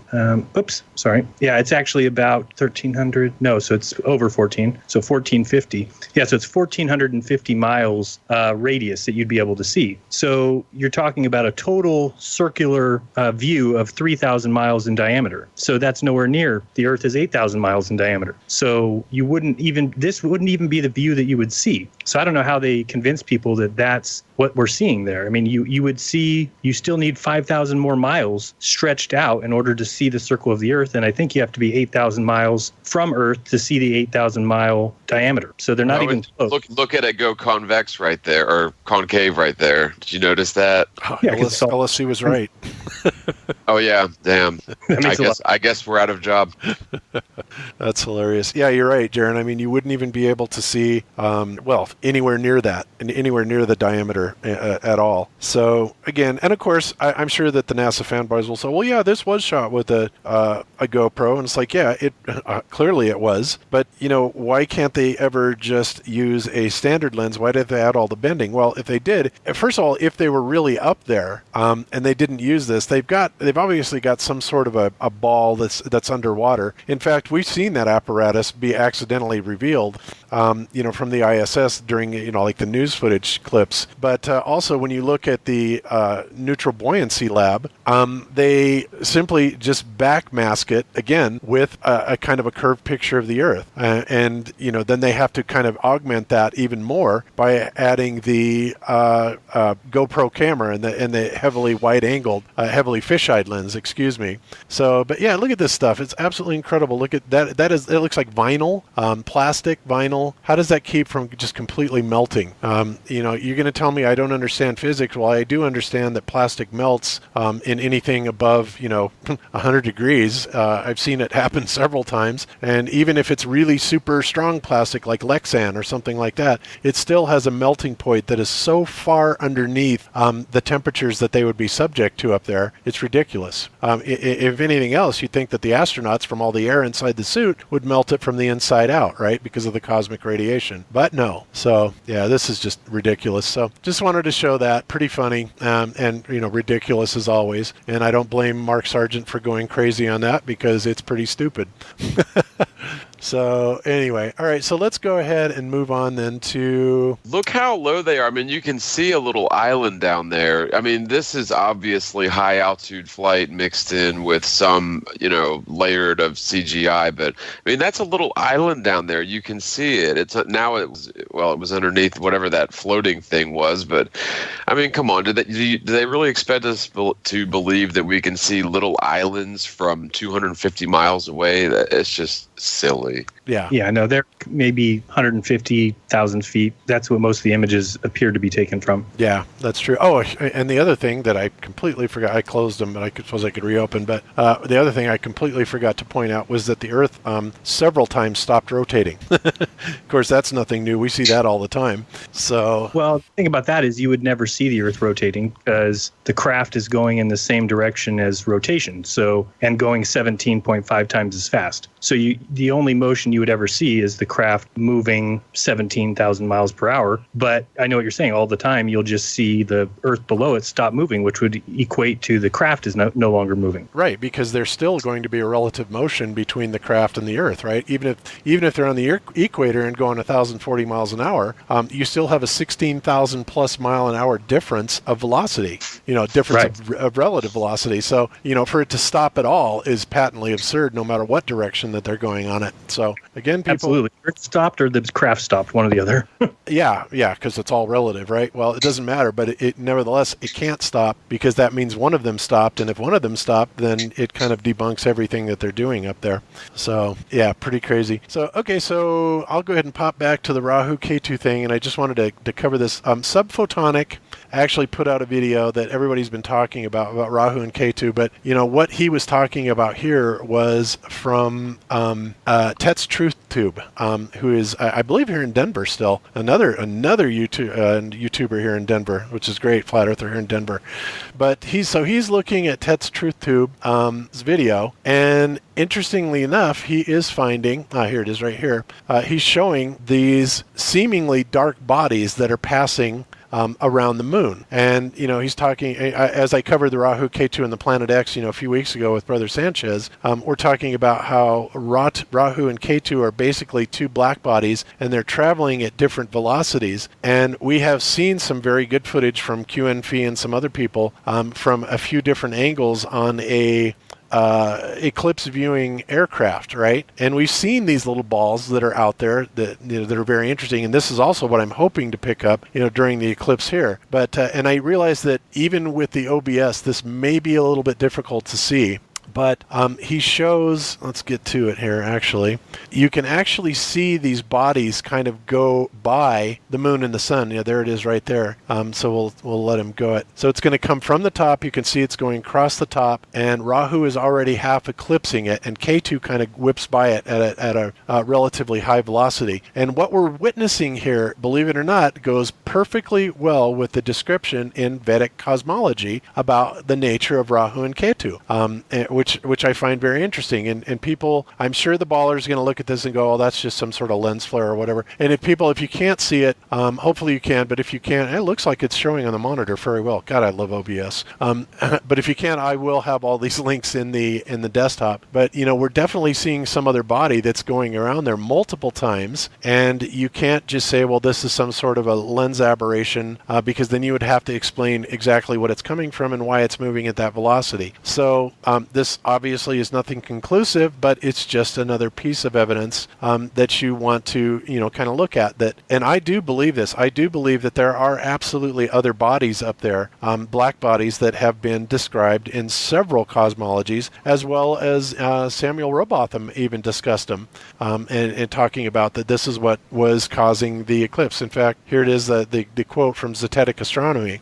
So it's pretty amazing, and I think that if we can get a bunch of people capturing this in August, and we actually are able to see some of these black bodies, that would be awesome, because I don't believe this is the moon for a second. And secondly, you have to wonder yourself, the sun is still shining on the Earth, so the Earth shine is way brighter than the moonshine, right? So it should be reflecting, and it should be lighting up the side of the moon that we see instead of it just being dark. That makes absolutely no sense that we're not seeing anything other than just a black body, because the moon has a much higher reflectivity, and what is the technical term for it called? Not libido. Do you know what I'm trying to say, Jerry? Illumination or well, anyway, albedo. There it is. I'm sorry. Libido, albedo. Yeah, libido has a much better libido. But yeah, so we should be seeing absolutely the front side of that moon just from the Earthshine. Do we see it? Never, ever do we see it, and that makes absolutely no sense. And here we are. We're seeing this translucent body pass behind the moon again. Where you've got Rahu eclipsing it, and then you've got K2 running behind it, assuming that's what it is. But if it isn't, then we need to have an explanation for what we're seeing here and why it's traveling at that speed, because it's not just an aberration that's going to come out of nowhere. There's going to have to be something that is actually causing this, and I don't think that NASA is quite prepared to make that explanation. No, I just wanted to correct myself. I just looked up how far you have to be to see the 8,000 mile diameter, and it was 4,925. So I said 8,000. You have to be 4,925 would be as miles away from the Earth to see the entire ball. So whatever we're seeing from the ISS isn't anything close, yet they try and make it look like it's a ball. Right. They'd have to be like 16 times further away, unless I'm way off on my little hip pocket math. Yeah, and we're not seeing it. And of course, there's just no way that we see that. And even the things that we do see, then we're looking at it from, satellites that are allegedly 1 million miles out, and everything is wrong about it even then. It doesn't make any sense. You don't see the weather patterns changing. You don't see the clouds. Sometimes they'll have the Earth right, but they won't have the clouds. There's just so many things that are at fault. It's so easy to pick apart, it's ridiculous. And if it's this easy, where the flat earthers literally, or the NASA debunkers, can come up with hundreds of these things, you got to wonder what kind of cognitive dissonance the naysayers actually have to not look at this and go, hey, wait a minute, what is there's got to be a legitimate, realistic reason for this. And try as they might, you don't generally see ballers able to explain this. Once in a while, you can get them to explain certain phenomenon, but not even, they don't even put a dent in the preponderance of evidence for this. So, well, imagine they say that they're satellites. Okay, so we'll give them that for a second, and then when you ask why there's no 24-hour view of the Earth from the ISS, Earth. And the NASA reason is because they go on the dark side of Earth and lose connectivity. And those two things just can't coexist. There's no way that you can send your data off a satellite down to the Earth. I mean, the whole thing is just garbage. And that's the biggest thing for me. And the thing that, I mean, how can they not have a 24-hour view of the Earth? That is insanity, getting $52 million a day. Yeah. Well, you know what else was like so funny about the moon landings? You know how, or the moon orbits or whatever, you know how they claim that they lost contact of the orbital module or whatever as it went to the dark side of the moon? But what about when like the Earth, you know, Houston spun around to the other side when the moon was on the opposite side of the Earth? Like that was never a problem, right? It was only when the craft went around the dark side of the moon, which is kind of funny because, you know, they would have lost, according to their own little shenanigans, they should have lost contact with the damn thing very frequently, not just when it went around the dark side of the moon, allegedly. Does that make sense? Yeah, it does. It does to me very much so. So yeah, it's crazy. So okay, so let's move on since we have a tendency to spend a lot of time on these things, and let's talk about what I'm sure a lot of people want to hear about. Darren did a couple of hangouts yesterday on this, and when I found this, I don't know, 3 or 4 days ago, I posted this video, mirrored it on Globebusters. And it is a video by a YouTuber by the name of Rannick, who is a very intelligent person, very, very interesting guy. And I'm sure everybody's seen this. If you haven't, by all means, watch it either on our page or on Rannick's page or the multitude of other people that mirrored it, which is great because this is really some damning evidence, in my opinion.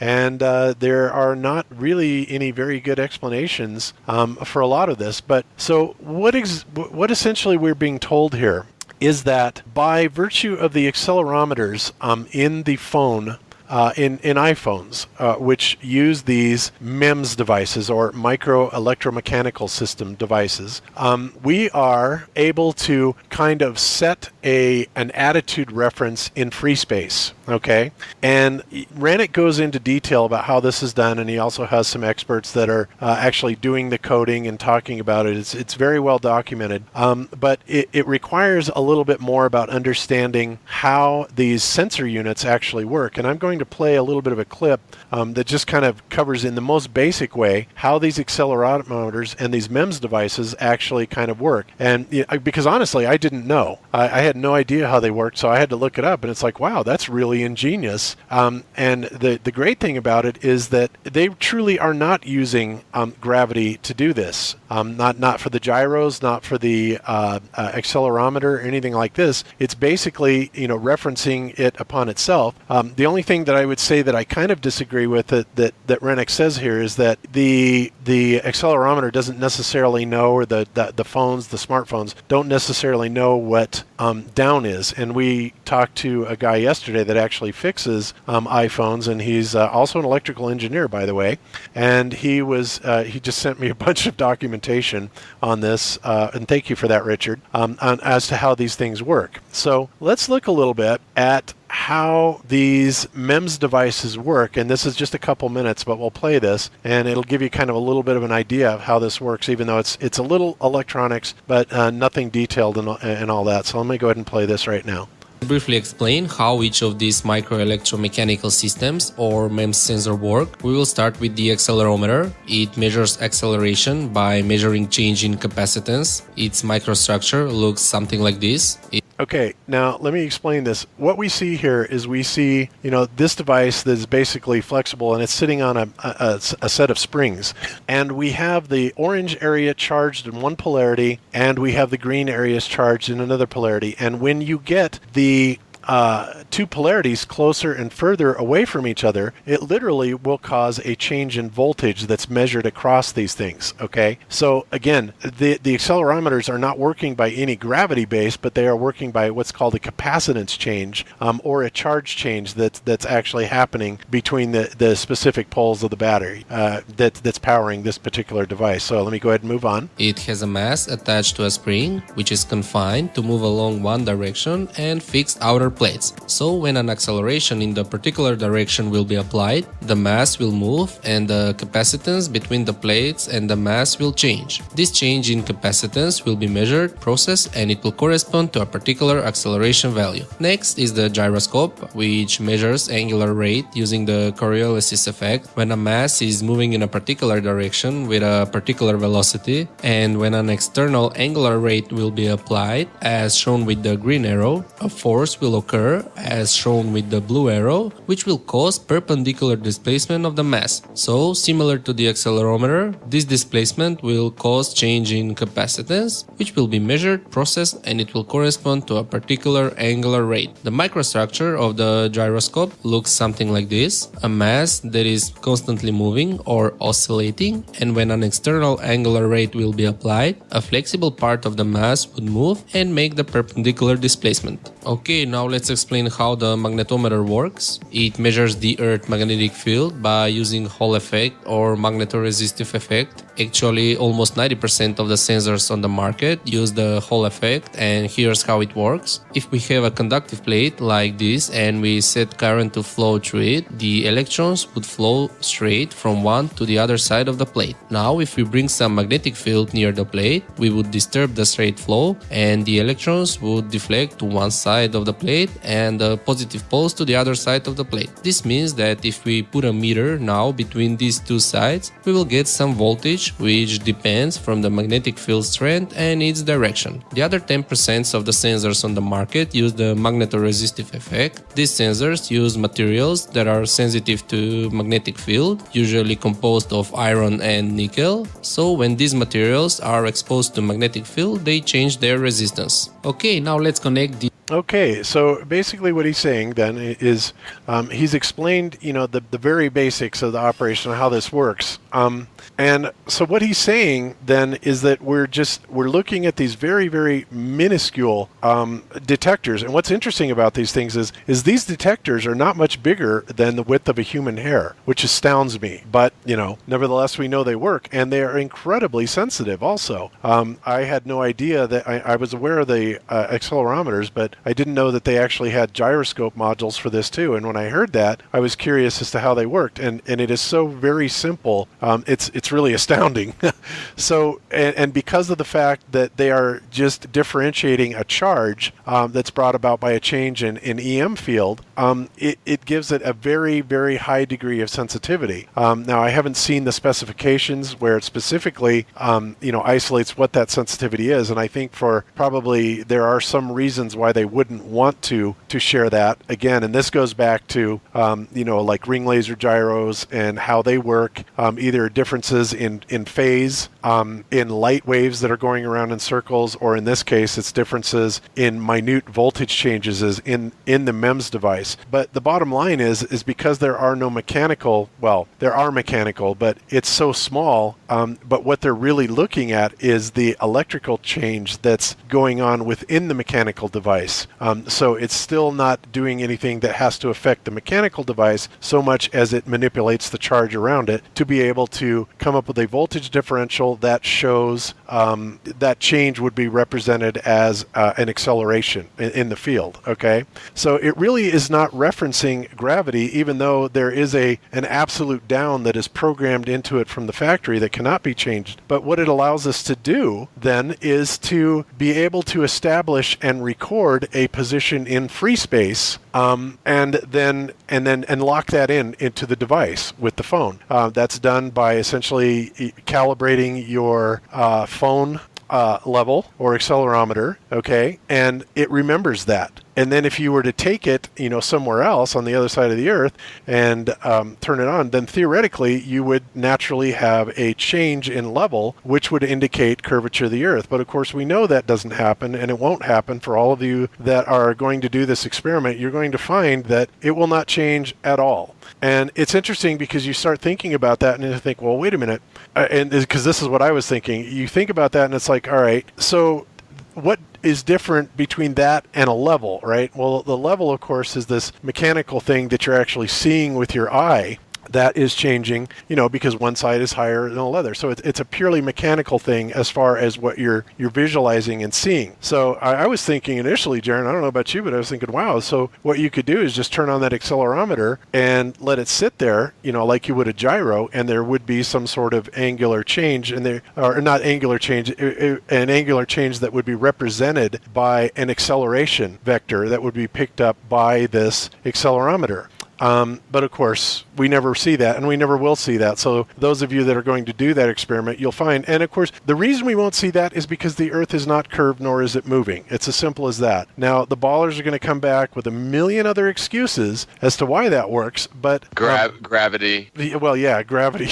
And it's funny because they can't measure gravity. I don't care what they say, because if they could measure gravity, they wouldn't have to have these ridiculous LIGO apparatuses that depend on gravity waves literally physically changing the mechanical size of the laser canals, basically, that are having laser beams shot down them. And theoretically, supposedly, when the gravity wave passes through it, it physically changes the size of the chamber that the laser is being shot down in, and bada bing, you'd be able to detect gravity. Of course, that's just nonsense, because we have no examples of anything anywhere where strong electromagnetic fields physically alter matter. It just doesn't happen. There are no examples of that. So the whole premise of it is ridiculous in the first place, because there are no real world examples of that. So anyway, so we looked at this, and what Rannick is saying, it seems to have a lot of merit to it.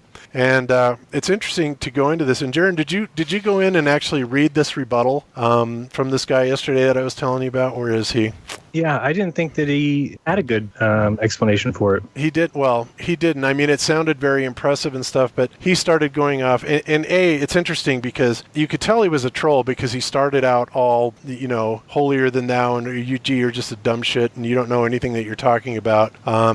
And, stuff like this, where Rannick said, but you ballers said no gyros are affected by gravity. You offered zero evidence or proof to support this counter-argument. And his response, erecting mechanisms, mother effer, look it up. Well, we have looked it up, and we've discussed it many times here on Globebusters. The erecting mechanism is essentially the pendulous veins in the gyro, okay? And he's trying to make this claim that because of the pendulous veins, and all the pendulous veins do is basically give it a start reference of vertical. So in other words, if you turn on an airplane and you have the gyro fire up, it basically blows air through the little blades that turn in the gyro and spin it up. And of course, it's almost instantaneous that when it does that, the gyro becomes straight up and down in space, right? But it has nothing to do with gravity. It's done that because of the way that the pendulous veins work. So it has nothing to do with gravity, period. And that answer was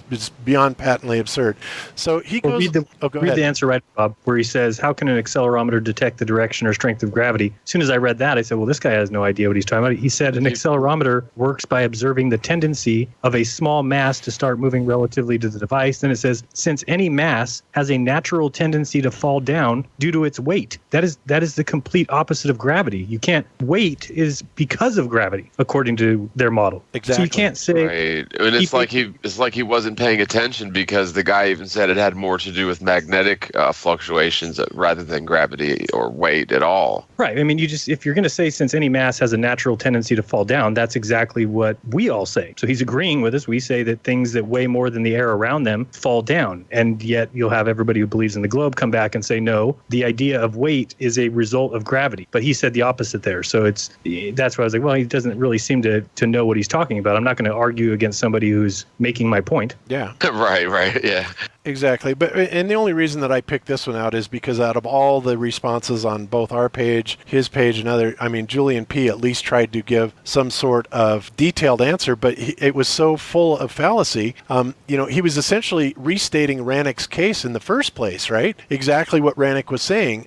He was just kind of rephrasing it, which is really interesting. So I would recommend that people go and look at this. It's a little bit technical, but it's not that hard to follow. But what you're going to see is he's essentially confirming what Rannick is saying, and Rannick, of course, picked up on that. He says, that's exactly the point I'm trying to make here, right? Don't you see it? And of course, No response from Julian P. But I'm watching this. Believe me, I'm watching it because I want to see. If Rannick is wrong, great. Then he's wrong. But from all the investigation that I've done into it and the way that I think about it, it seems like Rannick's point is absolutely right on the money. And we should see if the Earth was truly a ball, we should see a difference in those level position as defined by the accelerometer, not by gravity. Right? That's the whole thing. Gravity? Nope. That's not what we're doing it by. We're doing it by essentially creating a reference to a change in attitude, which of course is measured by a voltage change like we just saw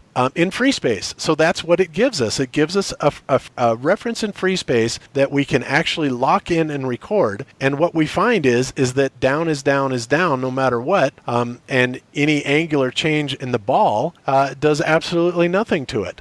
Why? Because we're not on a ball. It's flat. Down is down is down. And we're not arguing that because it's the same down here as it is in Australia. It's not upside down. It's the same down because it's flat. So this is just something that, you've got to really look into this. And this is something that I'm still definitely studying because I was shocked. Honestly, you look at this and it's like, oh my God, we've had the answer to this, in our pocket virtually the whole time.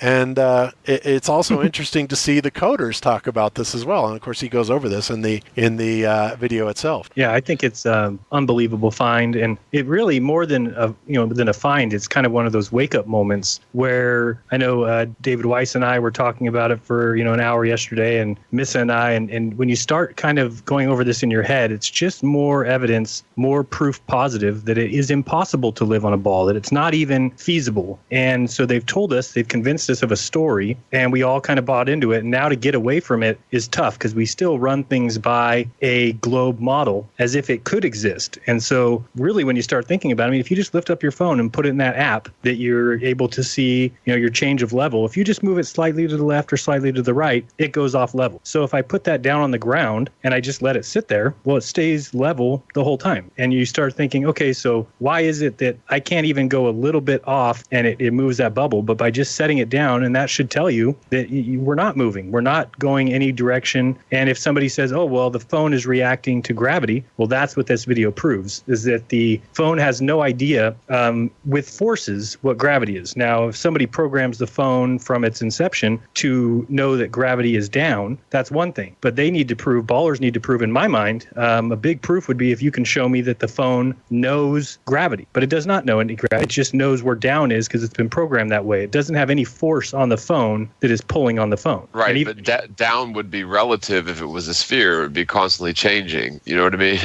Well, for instance, when they make the phone, they set it on a countertop or whatever they're making it on, and they tell it that phone is the z-axis going to the floor. And then they lock that in. So that now that would be the same whether we lived on a ball or a vast plane, right? It's not going to change. The thing that would change is that in time, if you're spinning on the ball, that you would be changing your relative position to level. But that doesn't happen either. So again, this just comes down to they've made it a word salad, that if I'm standing on the beach in California and I'm standing on the beach, or somebody's in the beach in Australia, that we're both at sea level. And they've just convinced people that means you live on a ball when we're both standing level. So you can't just replace that with, oh, it's because you're on a ball and you're both level. Well, no, they're underneath me. They can't also be level. And again, people can say, oh, you don't understand the way gravity pulls things to the center. Again, like Bob said, where is the evidence of any mass pulling anything to the center? So we're allowing them to get away with word salad and calling it science, where science needs to be repeatable, demonstratable, falsifiable. There is no falsifiable evidence you can come against the ball. Anything that you give, they'll just say, oh, well, you don't understand the way it works. You don't understand orbits. You don't understand gravity, whatever it is, but it simply doesn't work and can't be repeated and can't be shown. That's not science. Yeah. And,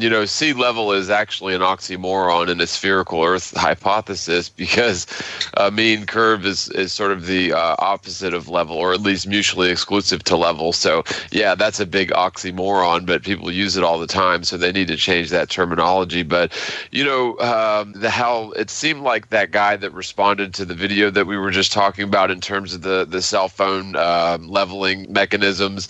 And I'm not saying that guy was necessarily a troll, but I've noticed sort of a trend or a change in trolls' tactics where they're doing just that. What they're doing is they're taking someone's argument and basically reiterating their argument without really arguing against it and saying, see, look how stupid you are, original poster.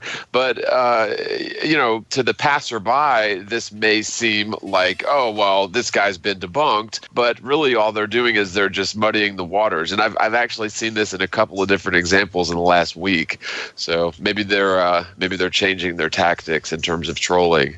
Yeah, exactly. Well, one of the things that he does in this, obviously, when he's talking, back to Rannick in the interchange between the two, is he's talking about, because Rannick used Brian Mullen, and Brian Mullen went through all the equations, he showed the math, everything, and if you looked at the comments of Brian Mullen's channel, when it was up, and it will be back up, guys, don't worry about that, but when you looked at the comments and you looked at people trying to add to that, or debunk it, they couldn't. I mean, Brian was absolutely right on with what he said. So what does this guy do? He comes back and he says, well, yeah, we see Brian Mullen sitting there talking about how it works, but that's why most people think that Brian Mullen is a terrible engineer and all this stuff. So he basically starts, harshing on Brian Mullen like he doesn't know what he's doing, even though he's a professional engineer and does this, for years and years and years. And it's not that hard to understand, people. I mean, they make it sound like you have to be a freaking PhD to understand the concept behind this, and the reality is you don't. It's not that difficult. They want you to think it's that difficult, but it's not. Okay, so but that's what he does, is he attacks on Brian, and then after Rannick basically come back and countered him and did it beautifully, then all of a sudden the guy kind of changes his tune. He's not so cocky, and ultimately now at this point he's never even responded. So we'll see what happens, because honestly, hey dude, respond. Well, I want to see this actually fall out to what you're trying to show to everybody, if you can do that, because otherwise Rannick has made his case solid not only with what he said but with the documentation that he's used to back it up, including the programmers and the guy here that's describing it,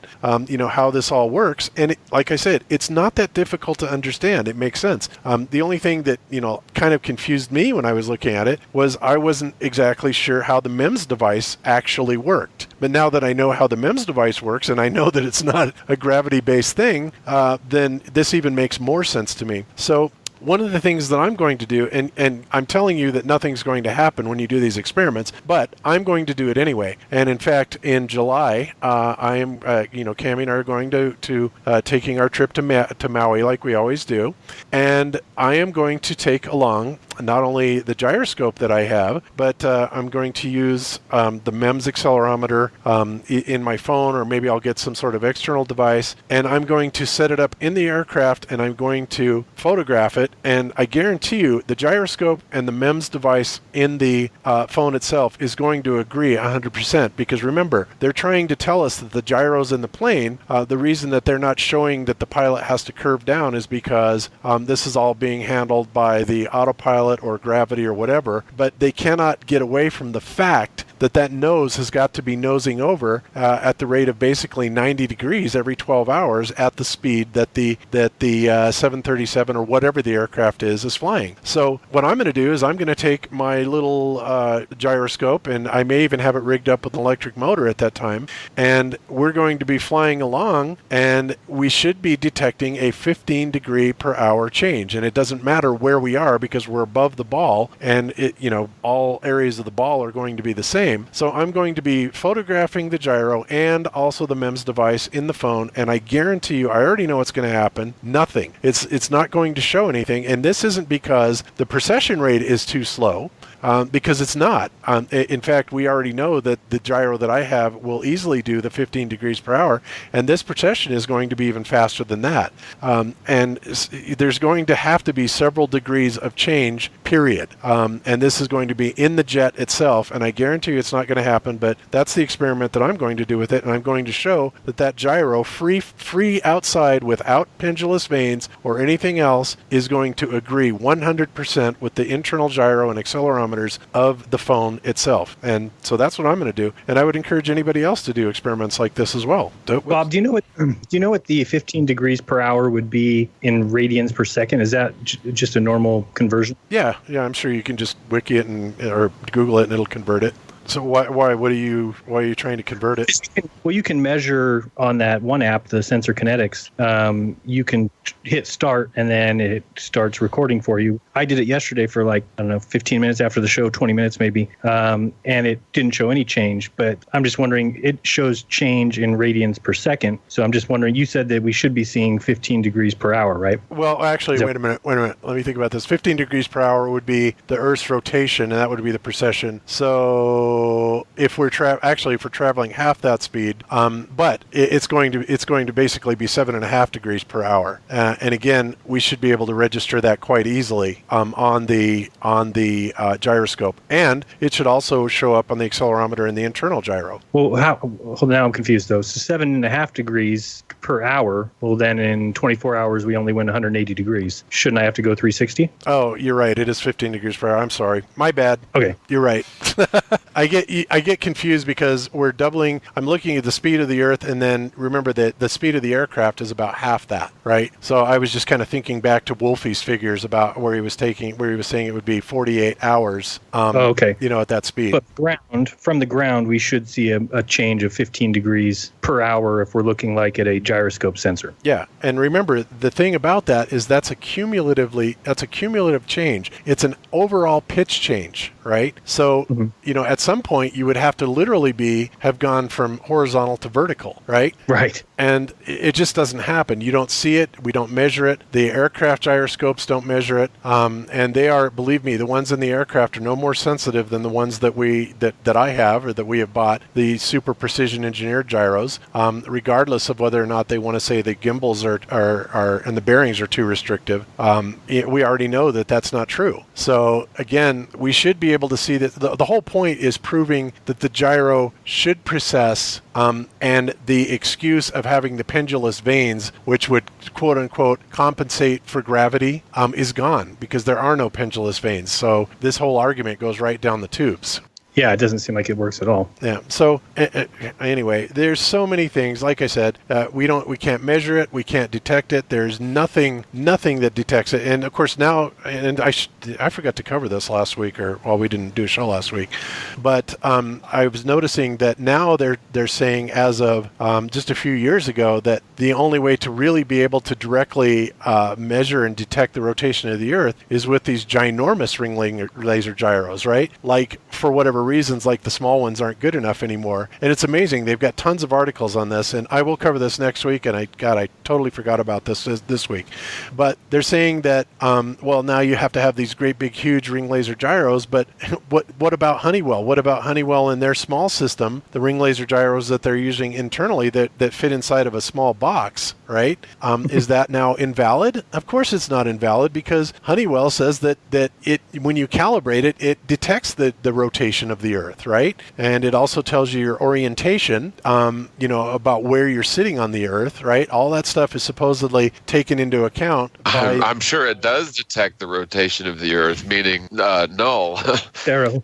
yeah, it's detecting no rotation of the Earth. But that's something that I just found interesting, that it seems like they're purposely trying to create something that's ambiguous by saying, Honeywell saying absolutely with the ring laser gyro, being calibrated through the inertial reference system, that's the only reason why the airplane is not sitting there detecting the motion while it's sitting on the ground, because the Adiru unit is compensating for that, which is nonsense.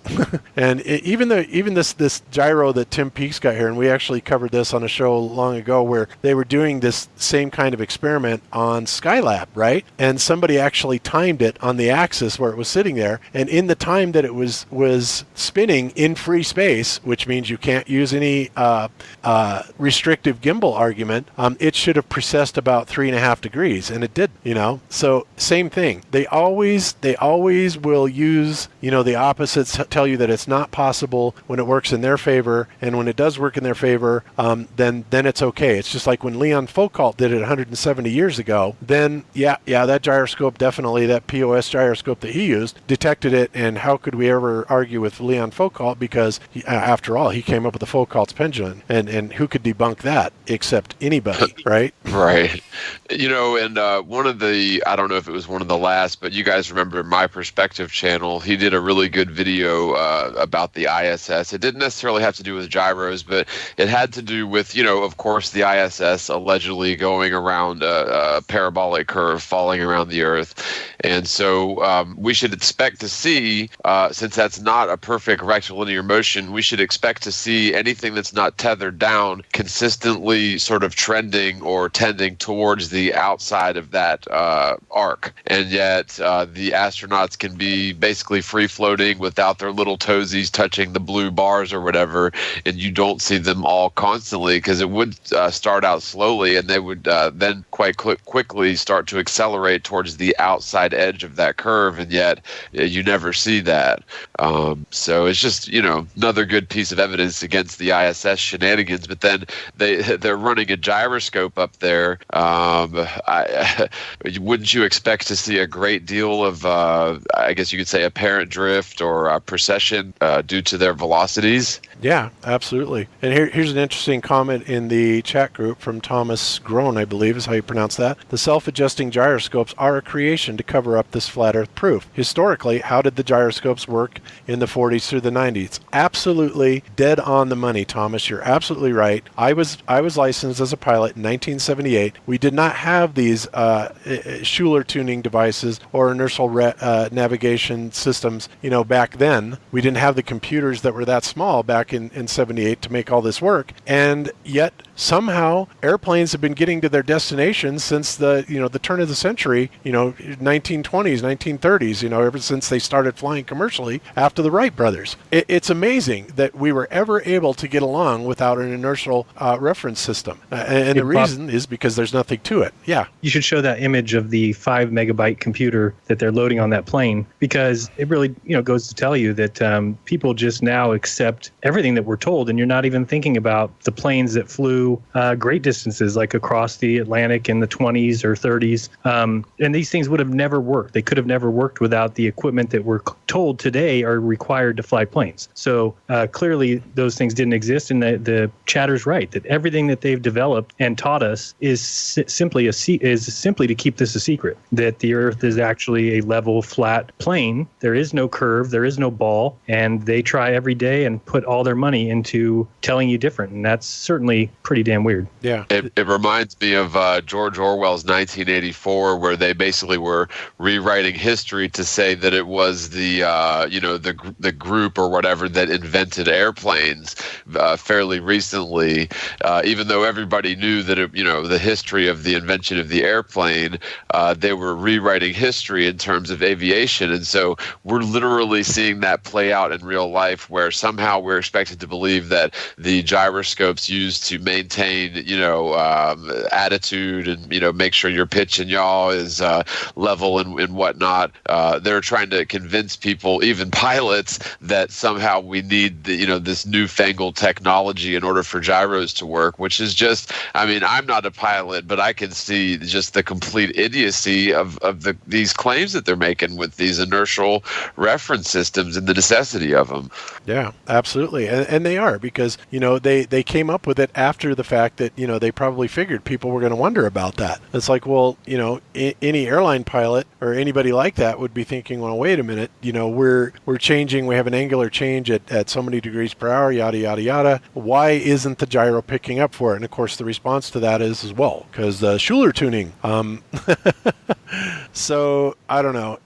We expect this, but that's what it's always all about. And it just seems funny that now they're trying to say, and like I said, I will cover this next week because I found several articles that are stating straight up, as late as 2011, just a mere 6 years ago, that these large ring laser gyros are the only thing that can actually directly measure the rotation of the Earth, which is BS. Because Boeing got a contract. It was either Boeing or Airbus got a contract with Honeywell back in 2001 to use these Adiro systems, right? 10 years before that. So, I mean, their timelines are screwed up, and everything that they say about it is just a lie, and it's just a cover-up. That's all it is. I wanted to mention something that I think is happening, and I just think this is what it's being geared up for. This whole talk about the Mandela effect, and each person their own belief. I don't mind that, but in researching and looking into it, I came to the conclusion that it's not happening. I said, no, it looks like it's people's bad memories. It looks like that it's just people remember things wrong. And as I was saying that, too. Well, here's the thing though, John, as I was saying that, I thought in my head, oh, I see why this psyop is happening, because they want people to start saying that. And then once we say that, then they can go back and change things. And then when people say, hey, you changed that, they'll say, nope, it's just your bad memory. So I'm just kind of warning people that I can already see the direction this is going. That is a psyop, so that people say, no, it's all bad memories. That's why we think things in the past were different. Then they can go back and actually change things that they used to teach, that they used to tell us, videos, they can change things. And when people say, hey, you changed that, they'll just say, no, it's just bad memories. So I just wanted to voice that because I do think... I mean, that's a good point. Although, I mean, I can understand in a digital age them being able to sort of change all digital history of something.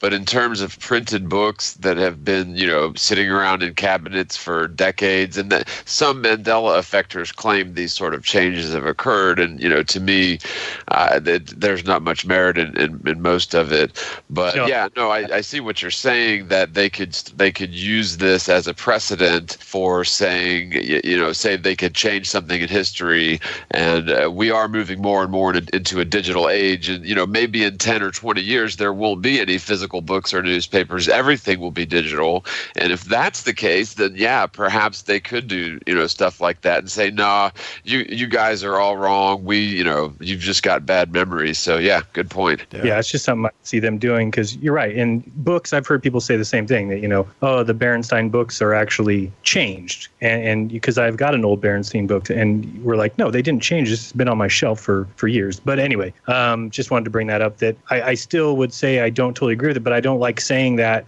everything that we think we remember from the past is just bad memory, because that's not the case. That they are going to, if they ever have an opportunity, change some things. And John, are you? Oh no, you're. Sometimes I think you're in Florida, but I don't know if I told you, John, or if you saw the email that somebody tried to find the Iron Republic books, and Jacksonville Public Library has the whole set of the entire whatever it was, 42 issue of that magazine. So if anybody lives in the Jacksonville area that wouldn't mind going down to the public library, email me, and I would love to see if word for word what we're given in PDF form is what is inside the original magazines. Yeah, and I think it's over, if I'm not mistaken, it's 4 or 5 separate issues that the whole story is like. It's like a serial thing, how they used to do serial installments. Right. And so, but I did see that email chain where apparently they've got the entire set. And the PDF files that I have seem to be legitimate, but I'd love to, see an original copy, or at least a direct, copy of an original copy.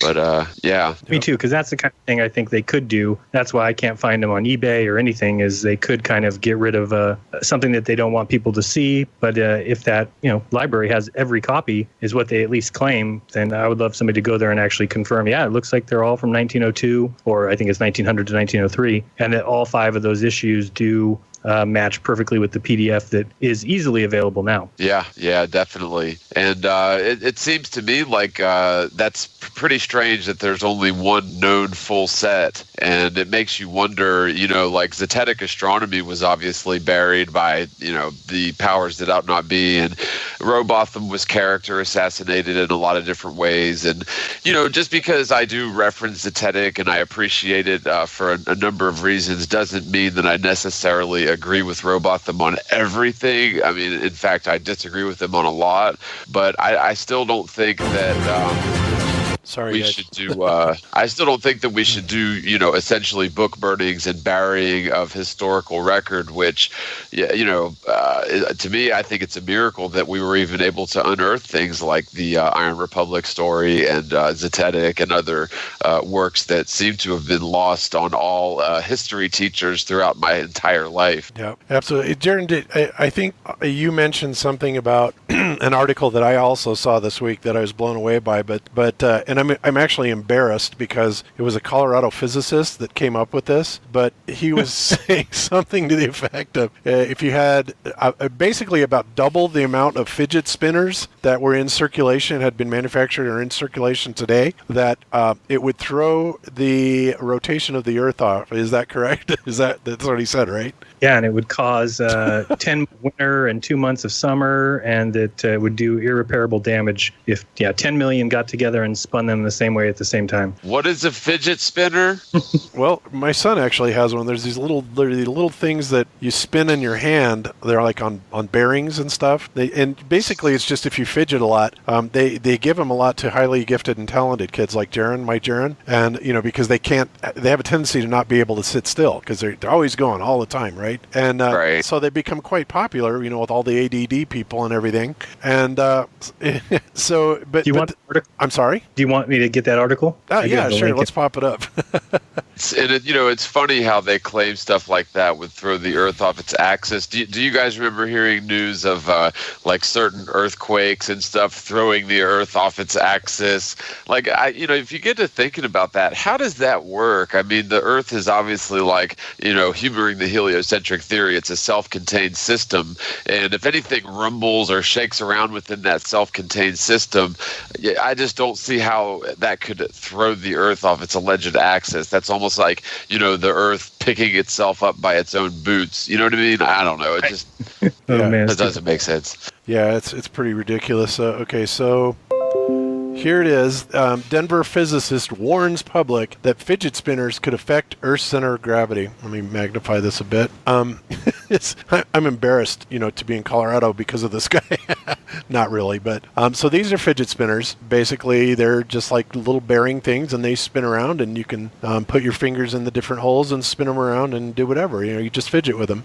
But so in a research paper published in a leading scientific journal, Professor Scott Lee of Denver, Colorado, has outlined his findings that suggest the exponential growth of fidget spinners could theoretically throw the Earth's center of gravity out of alignment. Oh, God. And it just goes on beyond that. And people, they're serious about this. This is not an Onion article. They're actually serious about this. And this is the kind of crap that, if a flat earther came out and said something as preposterous as this, we would be laughed out of, anything. But, because it's a physicist and he wears a white coat, they can make outlandish statements like this, and people go, wow, man, that's amazing. I never thought about that. We better mellow out on the fidget spinners. It's right up there with volcanic eruptions, basically slowing the Earth's rotation down. Absolutely absurd, beyond belief. So, yeah. Yeah, that's crazy. I mean, wow. I've heard some ridiculous things in my life, but that really kind of takes the taco. Yeah, it does. That's the first thing I looked at. I'm like, this has got to be an Onion article or something, right? It's like, nope. It looks like they're serious. Like, so what if we all ran as fast as we could to the west all at the same time? We'd hit the big wall of wind. Yeah, I mean, fidget spinners, but yet a tsunami or anything like that, you would think, which would weigh way more and it cause much more of a weight displacement than how many fidget spinners did you say? 10 million or something? Yeah, he says it would take 10 million. It's ridiculous. Goodness. Well, think about all the weather vanes all across the world that are going off simultaneously. That probably had a lot to do with our axis of rotation, I'm sure. Yeah, the year used to be, the day used to be 12 hours until that happened. Yeah, thanks to those silly weather vanes. Yeah, absolutely crazy. So anyway, so back to the, I was talking earlier about the Penn and Teller. This is good. This is by, thank you to the Exposing NASA channel for this, because this is really good. But basically, he kind of cuts back and forth between the astronauts doing some of their tricks. And that's all they ever do, too, people. I mean, we don't really see any serious research going on or anything documented from start to finish, watching. They have results and stuff like that, but these experiments could have been done anything. All we ever see is, these clowns doing backflips and, grabbing each other's little wire harnesses, that like right there. He just grabbed his wire harness. It's absolutely ridiculous. So what this guy did, Exposing NASA, is he went and he showed Penn and Teller doing all kinds of other little magical tricks that appear to make things float in midair. And lo and behold, they'll do it. Let me actually zip up to this part here. So here's Penn and Teller doing all kinds of nifty little tricks. They've got a light bulb and it's wanting to go straight up. That's amazing. They put a hoop through it to just show you that nothing's on it. There's no cable attached to the top, unlike the satellites that they launch where they have the cable. You can see he's throwing it down and it's coming back up. Whole 9 yards. These are all little NASA tricks. And lo and behold, here's the reveal, they're just hanging upside down. Absolutely gotta love it. So yeah, pretty cool stuff. All right. Oh, in this Penn and Teller, sorry, I'm watching the live stream, so I'm a little bit lagged behind. So you're saying that Penn and Teller are actually hanging upside down there? Yes. Yeah, they're rotating it on the live stream right now. So that's funny. It's crazy. So, all right. So, in other news, the YouTuber Cesar, who we featured his work a few times on this, I won't actually play this. I'll just kind of go through it. But this guy right here is a Russian physicist. His name is Boris Fedorovich Boyarshinov, and excuse me for mutilating that. I'm not Russian, but anyway, this guy has got credentials out the yin-yang. He's very well known in Russia, and he has several degrees. He's a graduate in engineering mechanics, Technology University, Novosibirsk, Russia, a doctor of philosophy and physics, Thermopylae Institute, doctor of science in physics. I mean, on and on and on. Major achievements include research in methods of heat and mass transfer, depression and intensification of combustible gas flows. In other words, this is the kind of guy that they would be using to engineer stuff to go up into space, essentially, because he's got all those credentials for that. And he has now released 3 videos that he's saying, look, it's all a fraud. Everything that the space agencies are doing this completely to trick you. He's gone on record. Obviously, he's kind of an older guy, so maybe his career's over. He's not too worried about this. But, unlike Brian Mullen, who, one of the reasons, guys, that he took some time off is because some POS reported him with some sort of ethics violation. At least I understand this, with the Society of Professional Engineers. And, that was one of the things that kind of got him down and stuff. But anyway, that's neither here nor there. Well, if that sort of thing was to go to litigation, I think that might be the best. I mean, and hopefully it's not Brian Mullen, but if that sort of thing was to go to litigation, I think that would be a big, huge step positive for Flat Earth, because then there would be physical evidence on a court record precedent that the Earth is provably flat. And I hope that he kicks their butt in that ethics thing. That's ridiculous. Yeah, I agree. I don't really know, but I mean, I don't think any action's been taken. But if it did, you're right. I think that would be actionable. But yeah, and like I said, I don't know this firsthand. This is kind of through the grapevine, so I am going to make that disclaimer right now. However, who I did hear it from was a fairly reliable source, in my opinion. But apparently, that's what they're trying to do, because here's Brian, that's very credible and all this stuff, and that's what they have to do, because we have an engineer basically. The mechanical engineer that's talking about this and doing all the math and showing the problems with it, on and on and on. And just like that other guy who is sitting there, talking about what an idiot Brian Mullen is, that's what they do. They shame you. You don't know anything, you're shamed. You don't have the brains to think for yourself because, for whatever reason. And that's all they have, rather than having a nice rebuttal. And like I said, if you ever go and look at the comment sections in Brian Muddles, or if you ever did in Brian Mullen's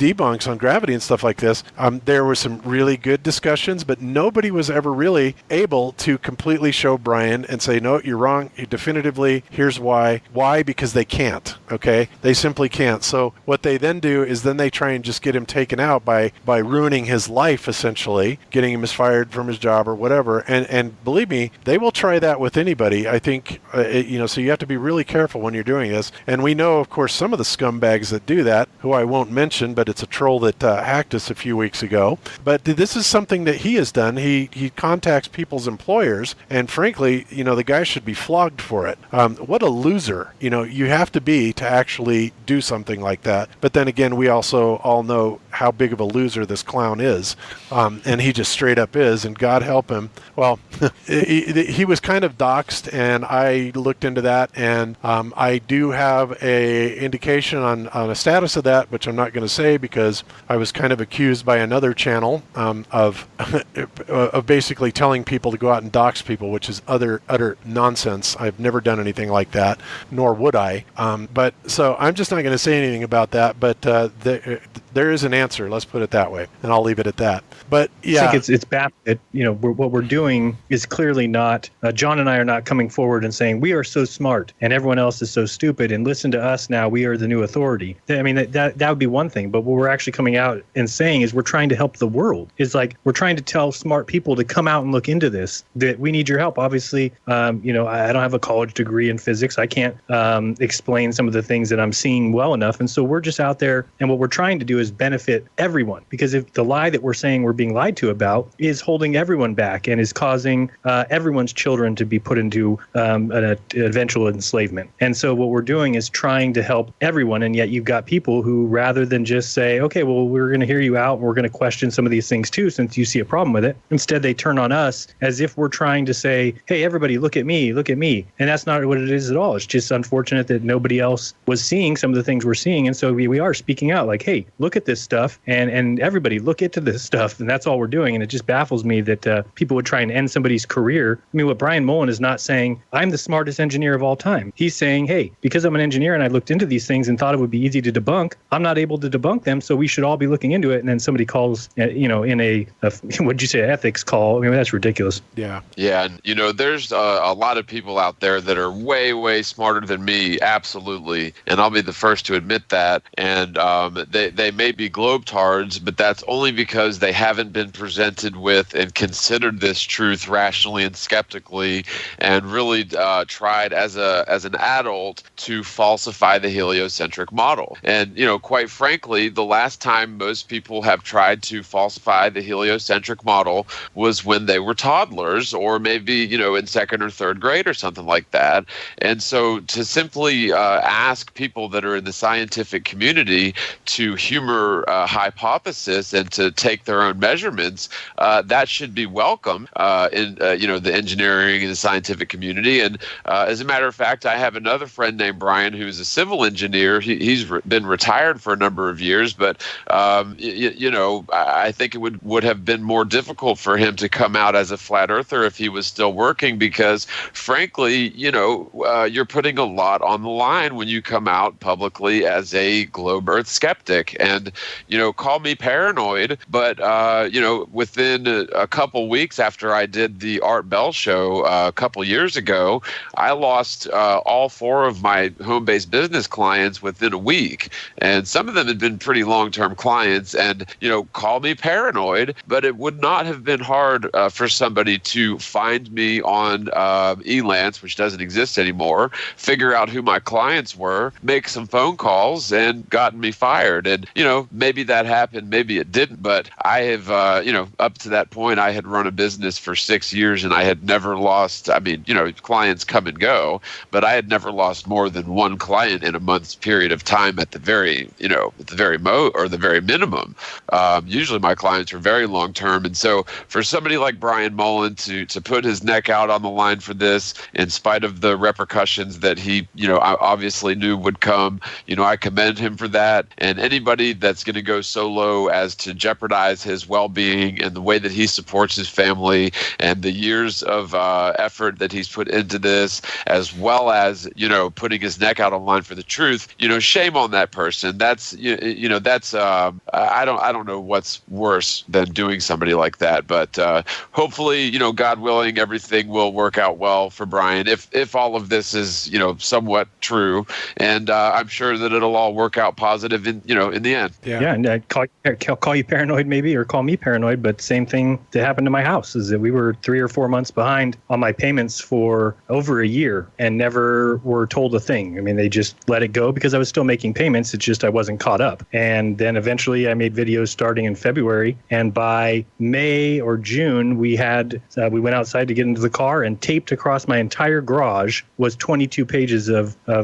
paperwork saying that they were going to take the house. Taped every single page across the garage. I don't even know how long it was up there, how many neighbors drove by like, what is all this? Are you serious? Yeah, they have. Well, and you had also gotten some threats via email about that too, if you didn't stop, right? That you would lose everything, or was that you? Correct me if I'm the wrong. emails that I got were that I would never make money. That it said, stop doing what you're doing now because you just need to stop. And then when I responded something, or I tried to respond to that email, it didn't go through. I actually got one of those mailer demon emails. I don't know if everybody else gets those, but it kind of came back to me. And then about 2 weeks after that, an email from another address that said, well, it seems you're not going to listen to our advice, so just know that you'll never make money doing this, and we'll make sure of it.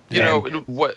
Sorry, go ahead. No, I was just going to say, both times they were from a email address at mail.com, which I don't even know what that is, but both times I tried to respond and they both came back. So it was like a throwaway email. So I can't even say it was not somebody just messing around. Well, yeah, it probably was. But then again, you never know. And, threats are always, there always may be something to a threat. But, people like that don't seem to understand. And maybe I'm speaking for myself here. But honestly, I really don't care about money.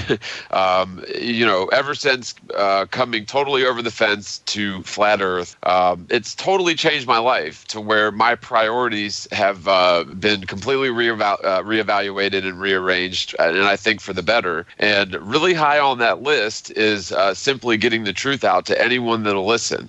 And money or not, as long as I am capable of doing this, I'm going to keep doing it. And I don't care what people threaten. And yeah, I've gotten threats, several different venues of threats, and all that stuff. But frankly, that's not going to stop me. I don't think it's going to stop anybody that's serious about this, because this is one of those things that, once you realize that your entire paradigm, your entire worldview is founded upon lies and conjecture and philosophical preference, it just changes you, and it makes me feel really, really sorry and feel compassionate for all the people out there that have never even been introduced to this topic to have a chance to understand this really basic truth that we all need to understand before we can take any steps further in terms of government, technology, or anything. I mean, as long as the globe earth lie is the law of the land, there's really no hope for the human race, I don't think. And with this being unlocked now, and more people jumping on board with it, we're going to see ourselves being attacked and threatened, and so be it. So be it. Yeah, exactly. And I've also had experiences like that. I mean, I've been threatened as well. I've been in chat rooms and people have come up and said, well, they're going to find your body in a dumpster next year. This has happened more than once, by the way. It's like, really, because we believe that the earth is flat and we stated our reasons for it, you hate us so much that you're going to, actually go out and commit murder or threaten it. It's beyond belief. But beyond that, I mean, even I've lost some customers over this. And ironically, the customer that I lost was the one that I least expected it ever happening, because I have municipalities and, I've known most of my customers for, a good couple of decades. And, they're like, oh, Bob, he's a little strange, whatever. And they deal with it. They don't mind. But the one customer that I did lose after I kind of revealed to it, believe it or not, was a place that's here in Denver that does all the collections for the church and distribution of funds to it. They have missionaries all over the place. I'm not going to say the name of the business or anything like that, but they have missionaries everywhere. And, I was talking to a couple of the upper ups, the guy that actually runs it, and one of the women that were one of the managers, and I was telling telling them, this is what I'm looking into. And it's interesting because I'm not really a religious person, but everything that I've discovered, in the realm of what I'm studying is, agrees with the Bible. And they're like, oh, that's awesome. What is it? Tell us about it. So I did, right? And they were just sitting there looking at me going, you got to be kidding me. It's, agreeing 100% straight with Scripture. And the next week, I didn't have that job anymore.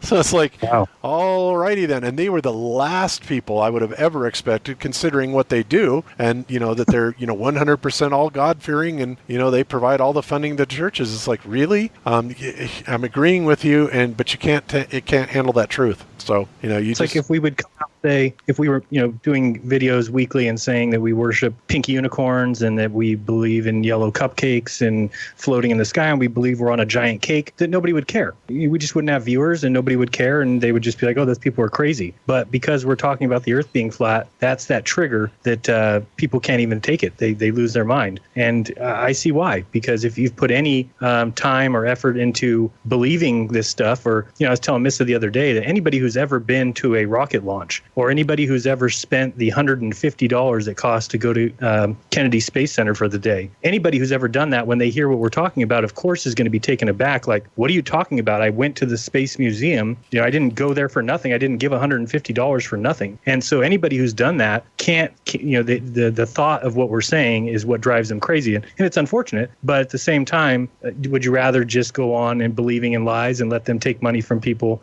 at every turn? It's $199 if you go to the Space Center to have lunch with a space actor. I don't think that that's something we should be charging people, and I don't think $52 million a day should be going to fool the entire world. That's what it's basically happening. No, we really should be spending that money in exploration. And I've sort of come to the conclusion that big bloated budgets like NASA and all of these black budgets and all of these unacknowledged programs, and basically prior to 9/11, well, who was it, Cheney or Rumsfeld one came out saying there was $2 trillion just straight up missing. And so we all know that our whole financial system is a big scam, starting with the Federal Reserve Bank, going down to the fractional reserve members, FDIC. The whole thing is just a big inflationary scam, right? But in order for them to sort of keep the Ponzi scheme going, I think that they have to I don't know, cook the books probably isn't the right word, but they have to make it seem as if all of this money is being spent on things like, NASA and LIGO and, all of these other, unacknowledged black budget programs, which for all we know, they're spending a fraction of what they claim. And really, the whole thing is just an illusion in order to prevent us from falling off the precipice of hyperinflation, immediately, which we've been teetering on for just decades. Yeah. In terms of hyperinflation. Yeah, absolutely. That's crazy. So anyway, okay, so let's move on. We're getting close to our 3 hours here, and I still have a few other things I want to do. I don't know if you guys have seen this particular video, but it's so ridiculous that I'm just going to play it and kind of do a first-person reaction or a reaction video of this. But Michio Kaku is talking about what conspiracy theorists say about some of the things about the moon and how the sun angles are wrong and the flag is waving and all this stuff. And he says something in here that is so absolutely over the top that my jaw hit the floor. Well, I'm just going to play it. You guys listen. I'm going to start about halfway through, and we'll just listen to a couple minutes of this and listen to what he says about the flag that was waving in the wind. Here we go. Now, how can you get two sets of shadows unless it's a Hollywood movie set? Aha, a Hollywood movie set. Then you have a bunch of lights, and of course, the camera crew don't keep track of the shadows, and one of them slipped out, and there it is, our astronauts on the moon with two sets of shadows, obviously Hollywood shadows, nothing to do with a real moonwalk. And you mentioned several others, but let's take them one at a time. First of all, the flag that flutters on the moon is not really a flag at all. It's made out of tinfoil, for God's sake. Look at the video. In one video, you actually see the astronauts putting the flag on the moon, and you clearly see that it's made out of tinfoil. That is not correct. Because according to the encyclopedia... Made out of tinfoil? Wow. I'm pretty sure I've seen one of them in a museum that they supposedly took with them, and it was cloth. If I'm not mistaken, maybe I'm wrong, but yeah, but tinfoil, that flag was not tinfoil. That's absolutely ridiculous. It seems like they have. It seems to me like it's cloth, and the top, across the top of the flag, it's almost like a, I don't know, like a taut sort of, I don't know. You know how? What's the word I'm looking for? Just a stick, but maybe it's a little bit rubbery to where it jiggles a little bit, and you've got the flag hung across that, and it's intended to remain pretty stationary, but we clearly see it blowing in the wind on certain occasions, and according to them, there should be no wind on the moon. Right, and but of course their excuse for that was they're saying that first of all that there is a supporting like dowel going across the top of the flag, right? And then what was causing it to float back and forth or appear like it's blowing in the wind is because the astronaut supposedly had his hand on the pole, and he was twisting his wrist, which was causing it to float back and forth. Well, first of all, if it's made out of tinfoil, why would you even need a supporting rod, especially in a 1/6 gravity, right? And tinfoil just doesn't wave like that. So, I mean, it's just absolutely preposterous that he's even saying this stuff. But you know what? He's Michio Kaku, so he can get away with saying that, right? Yeah, and look at the links that they're still going to defend the Apollo moon landings, which allegedly happened over 40 years ago. And they're still, going on stage trying to convince people that it's a real thing. I mean, how ridiculous. Yeah, it's pretty crazy. But anyway, kudos to Archer Sage for that. Thank you, sir. Great find. Unbelievable. It just never ceases to amaze me when you see stuff like that. So anyway, all right. So moving on, we have another video that was put out by Jake, Flat Earth Asshole this week. And I guess his friend actually found this video. It's pretty funny. But what he has two things in here that he's showing. And one thing we've already talked about, and that was the particular video we addressed a couple weeks ago when we were on your channel, Jaron. And where they were saying that the guy was actually showing up in a reflection behind the space shuttle, and he was behind the space shuttle out in space. But, after looking at that very closely, let me see if I can actually find it. Here it is right here. All right, so let me play this. And as you guys can see when I start it, my mouse is freaking out here. Let's go back. All right, there we go. All right, so here we see over here in this corner, we're going to see a guy pop up, and we're going to see his forehead, essentially. It's going to be fairly clear. And here it comes, freeze, right there. So here's his nose, here's his forehead, right? And GeoShifter originally put this out, and like I said, I felt bad because, it was a great find, but I went and I found the original source footage of this after somebody had actually posted a GIF where it was showing this over and over and over again. And in the source...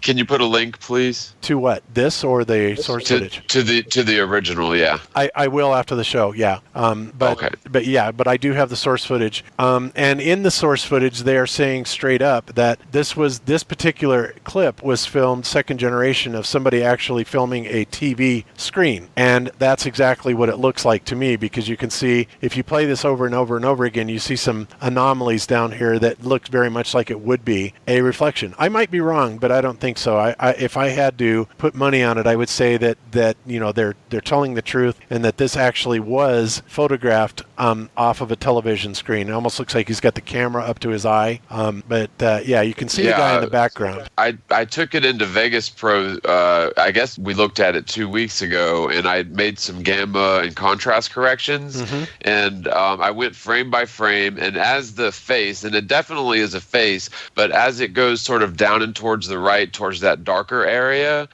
the image clearly goes in front of the shuttle. And so to me, that proved conclusively that it is a reflection. Although whether it's filmed in a TV, see where his nose, it actually does pass in front of that area. And you can tell better if you just make some contrast and brightness adjustments. But whether they're filming in a TV or whether this is some other form of trick photography where they're filming through some sort of a plexiglass for whatever reason. I'm not sure what sort of technology they would have used back then for trick photography, but it could be a number of things. But I did conclude with 99% certainty that is a reflection because it goes in front of the shuttle at a certain point. Yep, and I agree with that. And like I said, they came out on the original footage and just flat out stated it. So it's like, okay, well, we thought we had something. That's cool and everything, but wasn't quite there. There are all kinds of other anomalies in it. Like, for example, the pilot is in a short sleeve shirt. He doesn't have a space suit or a pressure suit. It's like, oh yeah, just out for the Sunday drive in the car, driving the old shuttle up to space. Absolutely preposterous. And then the other thing that they found, and the FEA's friend actually found this, is they're launching a satellite, and much like on the Apollo 11 footage, where you could see the pings of light off the wires on the astronauts, we catch a light angle several times on this that shows that they're literally hoisting it up. So it's probably spinning, and it's on like a free floating like bearing thing here. But as they pull it up, you're going to actually see pings on it that show conclusively it's on a wire. In other words, it's not just being launched out, so you're going to see it right there, and it goes all the way down. I'll just back it up a little bit. So it's really obvious. All right, okay, right there. Okay, there's a ping, and then we'll see it several times. So to me, this is pretty good because it looks like it was clearly being hoisted out of there, and again, we've got that lift wire on it. So kudos to FEA and his friend who found this. Just another show the takeoff, Bob, when the guy's wearing the motorcycle helmet with you can see his neck. It's before the. Oh, okay. I'm sorry. Could you go through that one more time too? Because I was typing in the chat and I missed it after you do the one Jaron said. Sure. I'll go here and now watch the top. Wait a minute. As soon as he comes up, watch up here, John, and you will see that once the camera pans up, it catches the light and it pings off the cable that's on it. So it's going to pan up and ping. There it is. There's the light. You can see the line coming all the way down to it. The cable. Yeah, there was a cable, wasn't there? Absolutely, there was a cable on it. It's like, wow. Whatever, dudes. Just another one. Okay, and then Jaron wanted me to show where he's driving. Here we go. Like Plan 9 from outer space. A little bit before that, when they're taking off. Did you guys ever see that movie, Plan 9 from outer space? No, I don't think so. It's about as good as this. Yeah, it's ridiculous. So, wow, where is that? Oh, let's go back. It's way back here. Oh, here he is, right? No, it's still a little further. It's even further. That's right. He's wearing a motorcycle helmet, right? Yeah, it's right when they take out. Right there. Right there. And then you'll see here that they're flying up there, and then they show that, that guy. There he is. And you can see his neck underneath there. He's like not wearing anything. It's like a motorcycle helmet with a NASA. Can you pause it on it? Because I'm 30 seconds lagged behind you guys. Sure. Yeah, there he is. You can see his neck. He's not wearing any suit or anything like that. He's just driving the space shuttle with his motorcycle helmet on. Absolutely ridiculous. His arm right there is completely exposed. It's too funny. Yeah, I'm still waiting on it to catch up. Oh, and I think I saw this. I think somebody did a video on it. I'm not sure. Was it you or maybe somebody else? Oh, it's Father Castle. He's totally. Yeah, FEA. Okay, so he's not got any gloves on. His neck's exposed, and he's just wearing a silly helmet. Oh my goodness! What if there was the slightest breach in pressure? He'd be dead in an instant. Mm-hmm. Never have breaches. Everything's perfect. It's science. Yeah, it's science. Wow.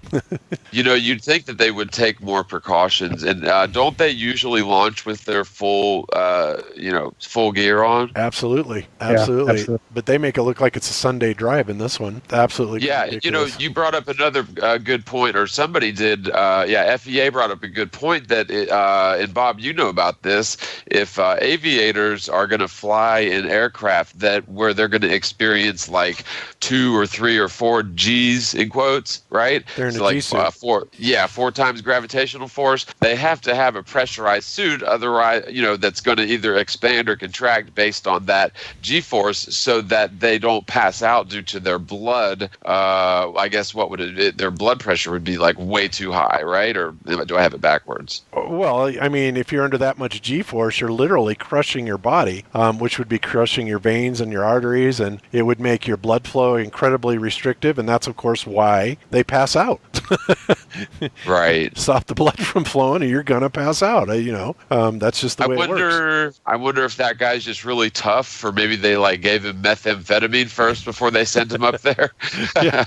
Yeah, and it's great because he's just sitting there driving it like, oh, no problem. And, they're showing the rocket going up like a bat out of hell, obviously subject to some fantastic G-force, but, it's like, oh, just another walk in the park, Kazansky. It's crazy. He's the Evel Knievel of rocket science. Yeah. On PC, of course.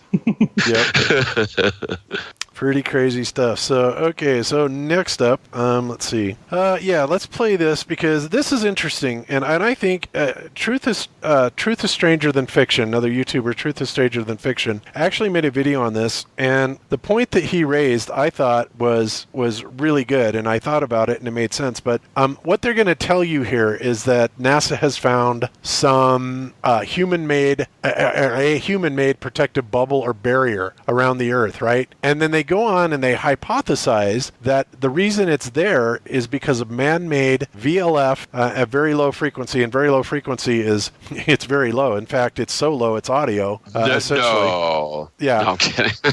So let's look at what VLF is, so people get an idea of what it is. So basically, the human ear can hear, I believe, between like 30 or 20 and 20,000 hertz, or 30 and 30,000 hertz. I can't remember exactly what it is, but that's the audio spectrum that we can hear. But the VLF frequency is between 3 kilohertz or 3,000 cycles per second and 30 kilohertz. So it's the same as hearing audio, except they're actually modulating an electromagnetic wave at this speed, right? And they're saying, of course, that it's man-made. So whatever, yeah, okay, it's man-made. But they're saying that for whatever reason, that VLF signal seems to be attenuating the Van Allen radiation belts. And so Truth is Stranger Than Fiction hypothesized that, well, maybe this is what they're going to try and use to say that, oh, we don't have any shielding for the Orion, but we figured out a way by beaming EM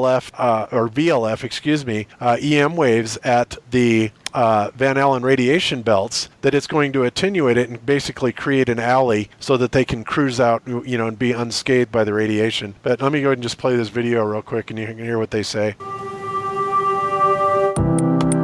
Oops. Scientists have discovered a human-made barrier around Earth, protecting against the natural particle radiation in space. They believe the bubble was formed by very low-frequency waves, or VLFs. VLFs have been found to interact with the particles in space, affecting how and where they move. VLFs are used for radio communications, including with submarines, because they can penetrate deep into the ocean. The waves can also travel far into the environment around Earth. By understanding more about how VLF transmissions help shape our space environment, we learn more about this complex region surrounding us.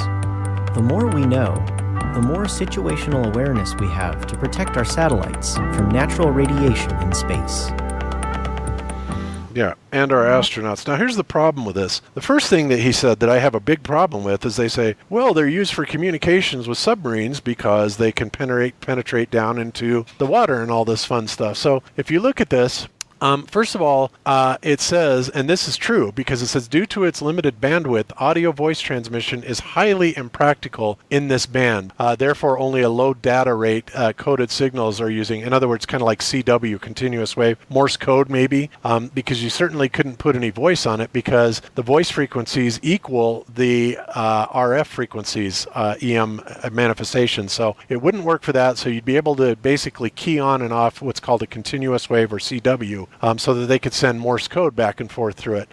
So that's all fine and dandy, although I don't know why they would want to use that when they have a million other methodologies. But the point is that, it looks to me like NASA is trying to set up, and I could be wrong, but Truth is Stranger Than Frequency thought this, Truth is Stranger Than Fiction thought this as well, that NASA is probably going to come up with some ridiculous scheme like, oh yeah, well, since we discovered these VLF waves seem to be, altering the radiation belts and making a natural barrier, if you will, bubble or barrier around the Earth, that, we can just like fire up HARP or something like that and beam VLF waves at it, and it's going to push all that radiation out of the way, and then we're going to, fire a rocket through it. So I thought it was entirely plausible. It doesn't mean anything at this point right now, but it's something to look forward to, because if they actually say that, I'm just going to go, wow. It's just what they're claiming is just completely. I'm sorry to use the word so much, but it's preposterous, because very low frequency, sound waves travel very well through the ocean because it has, the wave has a medium, the waveform has a medium to propagate or travel through. Same thing if you put your ear on a wooden table that's a mile long and someone knocks on the other end of that wooden table, you'll hear that almost instantly very well, because certain frequencies of sound travel well through high density matter. But when you're talking about space, contrary to what you see in the Star Wars movies, very low frequency waves shouldn't even be able to travel through space, because there isn't enough a dense enough medium for them to propagate through. Well, okay, let me stop you right there, John. First of all, when we talk about VLF waves in that frequency spectrum, we are talking about two different types of radiation. The type that you're talking about, like for example, whale song, right? And whale song is, within that 30 to 30 kilohertz, whatever, audio band. But what the medium is it's modulating the ocean water itself. Whereas when they are terming VLF at that frequency in EM fields, it's kind of like having a magnet, right? An electromagnet. But look at it this way. We've all done the nail with wrapping a wire around it and then attaching it to a battery. And of course, we touch the top side of the battery and the nail becomes magnetized immediately, and you can pick up stuff with it. So that's an electromagnetic emanation, right, coming from the battery. So what they're saying is that they're turning on that EM field on and off, which is different. The EM field is different than the sound waves, which are not an EM field, but rather a vibration or an oscillation of audio frequency. So that's the difference. But still, I understand exactly where you're coming from, because the reality is... So the medium is the EM field? Well, no, the medium is the water. I'm talking about in the sense of the, not in the sense of the oceans, but in the sense of the space. Well, then that would be, the medium would be either the aether, or it would be modulating the natural EM field around the Earth, medium would be. I guess in the heliocentric explanation, so it would be obviously not the ether. In the heliocentric explanation, then it would be what? Well, it's modulating something. Like I said, Einstein supposedly eliminated the aether, which is preposterous, since we know we have technology that's based on Sagnac effect and all that stuff. So essentially, you could look at it one of two ways. You can look at the medium as either a naturally occurring magnetic field that is being perturbated, right, or disturbed by the introduction of an external magnetic field, much like what we were seeing with the MEMS devices, right? Or you could say it's the ether itself, this mysterious ether that we've talked about many times. Whatever it is, anything that is a wave must have some sort of medium to propagate through. It's just the way it is. Exactly. And it doesn't mean that just because it's going through a vacuum, that doesn't mean that the vacuum doesn't have a magnetic field that penetrates it, or the vacuum doesn't have the ether that that the EM waves are actually penetrating through.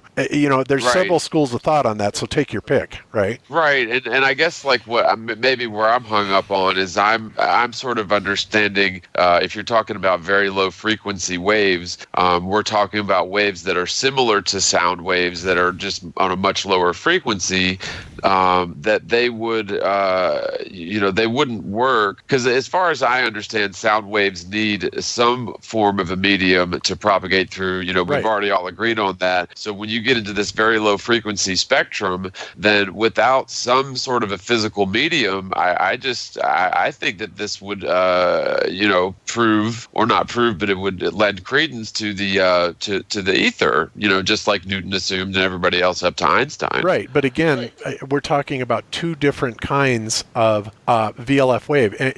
Basically, the 3 kilohertz is 3,000 cycles per second, or 3,000. Look at it this way: 3,000 vibrations per second. Now, Now, what is it vibrating? If it's vibrating an EM field, then we have an electromagnetic field that's its frequency is 3 kilohertz, or it's perturbating that magnetic field at 3 kilohertz, and it will propagate through either another EM field or the ether. Now, when you're talking about audio, we're not talking about perturbating an EM field. We're talking about perturbating another type of medium like air. The air around you, your speakers, they modulate and they hit your ear and it vibrates your eardrum and all that stuff. Right. Same thing with water, right? And so you can have either one. So it's basically two different types of radiation. But that's all I'm saying. But they're saying that basically it's EM that's doing that. I follow you now. I appreciate you clearing that up for me because I was a little bit confused. But it's another one of those things where, at least to me, they claim about the thermosphere being so high in temperature, yet it can't be. It doesn't affect things that are in the thermosphere like the ISS because the molecules are so far spread apart. Yeah. But then that sort of contradicts the whole definition of high temperature, right? So I don't know. But anyway. Yeah. So I mean, I get that, and all I'm saying, like I said, the video in and of itself really doesn't mean anything yet, but it's good. It looks like they're trying to pave the road for something. Like they're trying to, they're going to come out later and say, oh, well, we don't have to worry about shielding it, the Van Allen radiation belts, because we can just fire VLF EM waves at it, and bada bing, it'll like plow the road, so to speak, so that we can fire a spacecraft through there and not have the astronauts be subject to any of this lethal radiation, which of course I think is BS, but whatever. All right, so we will move on from that. Let's see. Let me go to, I guess I'll cover this. You guys, and this is something that IPS, Infinite Plane Society, has been talking about, and we talked about this a long time ago. I think, Jaron, you remember this when we were talking about when the one SpaceX ship went up and blew up, and it burst into this really brilliantly colored flame, right? Do you remember that, Jaron? Mm-hmm. Okay, so we at that time kind of postulated, because we were looking at the launches of these rockets, and it's just, it's strange because my son Jaron was asking me the other day, he goes, well, what is it that keeps the rocket from not, spinning and out of control and tumbling out of control? And I told him, I said, well, what causes that is that you can fire the rocket off and it instantly reaches a velocity where the aerodynamics of the rocket itself, which is like this airfoil that goes all around it, okay, will stabilize the rocket, right? It's literally being stabilized by its motion through the air, okay? But when we are looking at one of the big NASA rockets that takes 3 to 5 seconds before it even gets up above the launch tower, you have to ask yourself, well, what's stabilizing? And I'm sure NASA would say something to the effect of that the rocket engine itself is gimbaled. Yeah, great, whatever. Okay, but what you and I had talked about, Jaron, because we were thinking about this, is like, NASA does use an awful lot of helium. And in fact, they're the number one consumer of helium, I believe, in the world. And what it seems like to me is that you could take these rockets and say this entire nose of this rocket, right, was just a false covering and it was filled up with helium, right? Because then you could have something like a Harrier jet engine off the bottom of it, or some sort of a low power rocket, that if you had the top of it filled with helium, then that would provide the vertical stabilization for the rocket itself, right? It makes perfect sense. At least it does to me. Maybe I'm crazy. But so, and then we were looking at one of the launches by SpaceX where it blew up, and it blew up in this really fabulous color. And now helium supposedly is not flammable, but yet when there is an explosion, it's very colorful. And we actually, remember you showed me that one video, Jaron, where they had some birthday balloons that got a little too close to the birthday cake flame, right? Lit up everybody's hair, yeah. Yeah. But the way that the color that it exploded in looked very much just like the SpaceX rocket. And so that kind of set us both to thinking, like, I wonder if that's what's actually going on, is that they're basically just launching balloons that look like rockets, and they're actually being stabilized by this. Because, again, when you're going that slow, there is no way that the aerodynamics of the rocket can provide any sort of stabilization, right? And so Kirk Curious Life did some videos on this, a couple of them, and he even went so far as to kind of document some of the rocket-assisted airships, and IPS is definitely all about thinking about this as well. And I think that this is such a viable possibility, because I don't think that there's really any way that they could stabilize that much weight going that incredibly slow by simply gimbaling the rocket engine itself. I mean, I may be wrong, but it's kind of like trying to balance a pencil on the end of your finger, right? You have to be really quick. I don't know they necessarily need to gimbal the engine, but what if, suppose they had a really high velocity just gyroscope somewhere either in the middle or in the nose of the rocket? Wouldn't that help to stabilize it? No, the gyro won't stabilize it at all. I mean, the gyro will basically tell you that there would be some sort of deviation. Oh, you're talking about a really big gyro, right? Enormous. That would actually have the mass to be able to do that. Well, I suppose that's possible. Exactly. But it seems to me like, and when you look at the motion of some of these, like say a jet engine. I mean, let's just say forget rocket engine altogether. Say, what if there was a jet engine up in there?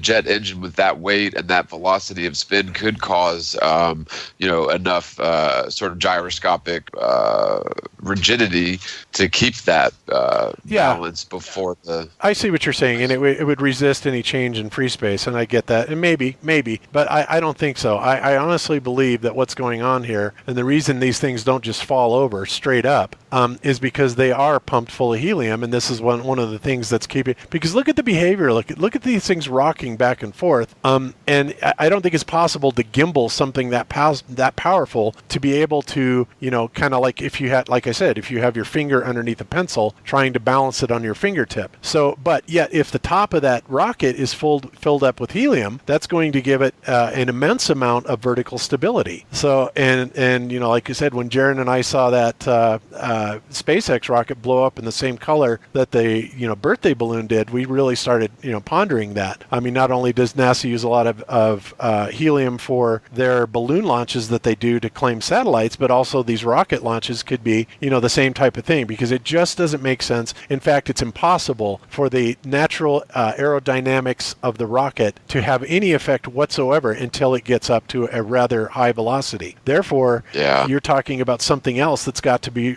providing vertical stabilization. And it was probably a year ago that I made a video saying that I thought that the shuttles were being propelled by that red tank is filled with helium, because it gets up and then what does it do? It falls on its back right away. It gets up, roll program. Well, you got to roll program because that big airplane you have attached to it is too heavy. So it goes on its back and then starts. I just think it's so obvious. And it could be something else. Could be who knows? Hydrogen, could have been anything. And we're not just saying, it's definitely helium and we definitely know how they fake these things. But clearly what we see like that looks like a balloon that has fire coming out of its ass end, Right. Yeah. What's interesting too, because I have seen many rocket launches growing up in Florida, but I've actually gone down to the center to actually view them, I think at least twice. And what's interesting is obviously they keep you well away from the launch area. They say it's for everyone's safety. Of course, you don't want to have a rocket explode over everyone for some reason, but you're so far away that technically, they could play around with the scales, because one of the things that they do, and you've done a couple videos, Jaron, in terms of the scale of their little headquarters building, how they make it seem much larger than it is. But when you go to Kennedy Space Center, they'll show you this huge, ginormous, the tower, the tower that the rockets are supposedly held up by before they launch. And they show you, this is how big it is. But then when you actually see the rocket launched from, 5-10 miles away, it's hard to say. Who's to say that they're not using a scaled down model? And, even some of the footage that I've seen, I've noticed where the rocket appears to rock back and forth a little bit right before it takes off. So, maybe it is a helium type thing, or maybe they're using some sort of a gyroscopic, mechanism within.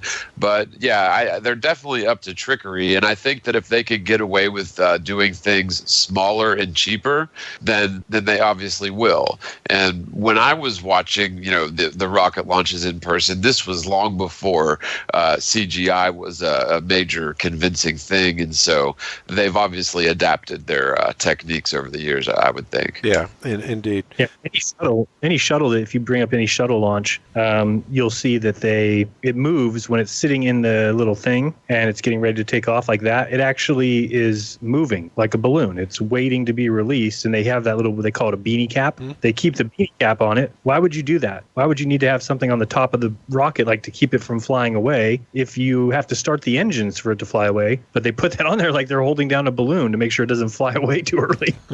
Exactly. Wow. That's entirely possible. And again, we don't know this for sure, but I do know one thing, that it's only the NASA rockets that seem to take off slow and then go faster as they go up. Anybody that's ever launched an Estes rocket to watching the world's largest amateur rocket, when those things take off, they go like a bat out of hell. Because why? Because they have not only the most atmosphere to work against, but they also have the ground to work against. So the majority of the acceleration is instantaneous. But the problem with that is if the NASA rockets went up like that, and if there were actually astronauts in it, they would be crushed instantly. There's no way that they could handle that level of G-force, right? So they just kind of lumber up and, barely clear the launch tower in 5, 6, 7 seconds, whatever. It's ridiculous. I mean, look how slow this is. If that would have been any other rocket, it would have been 2 miles in the air already, right? We know that. Right.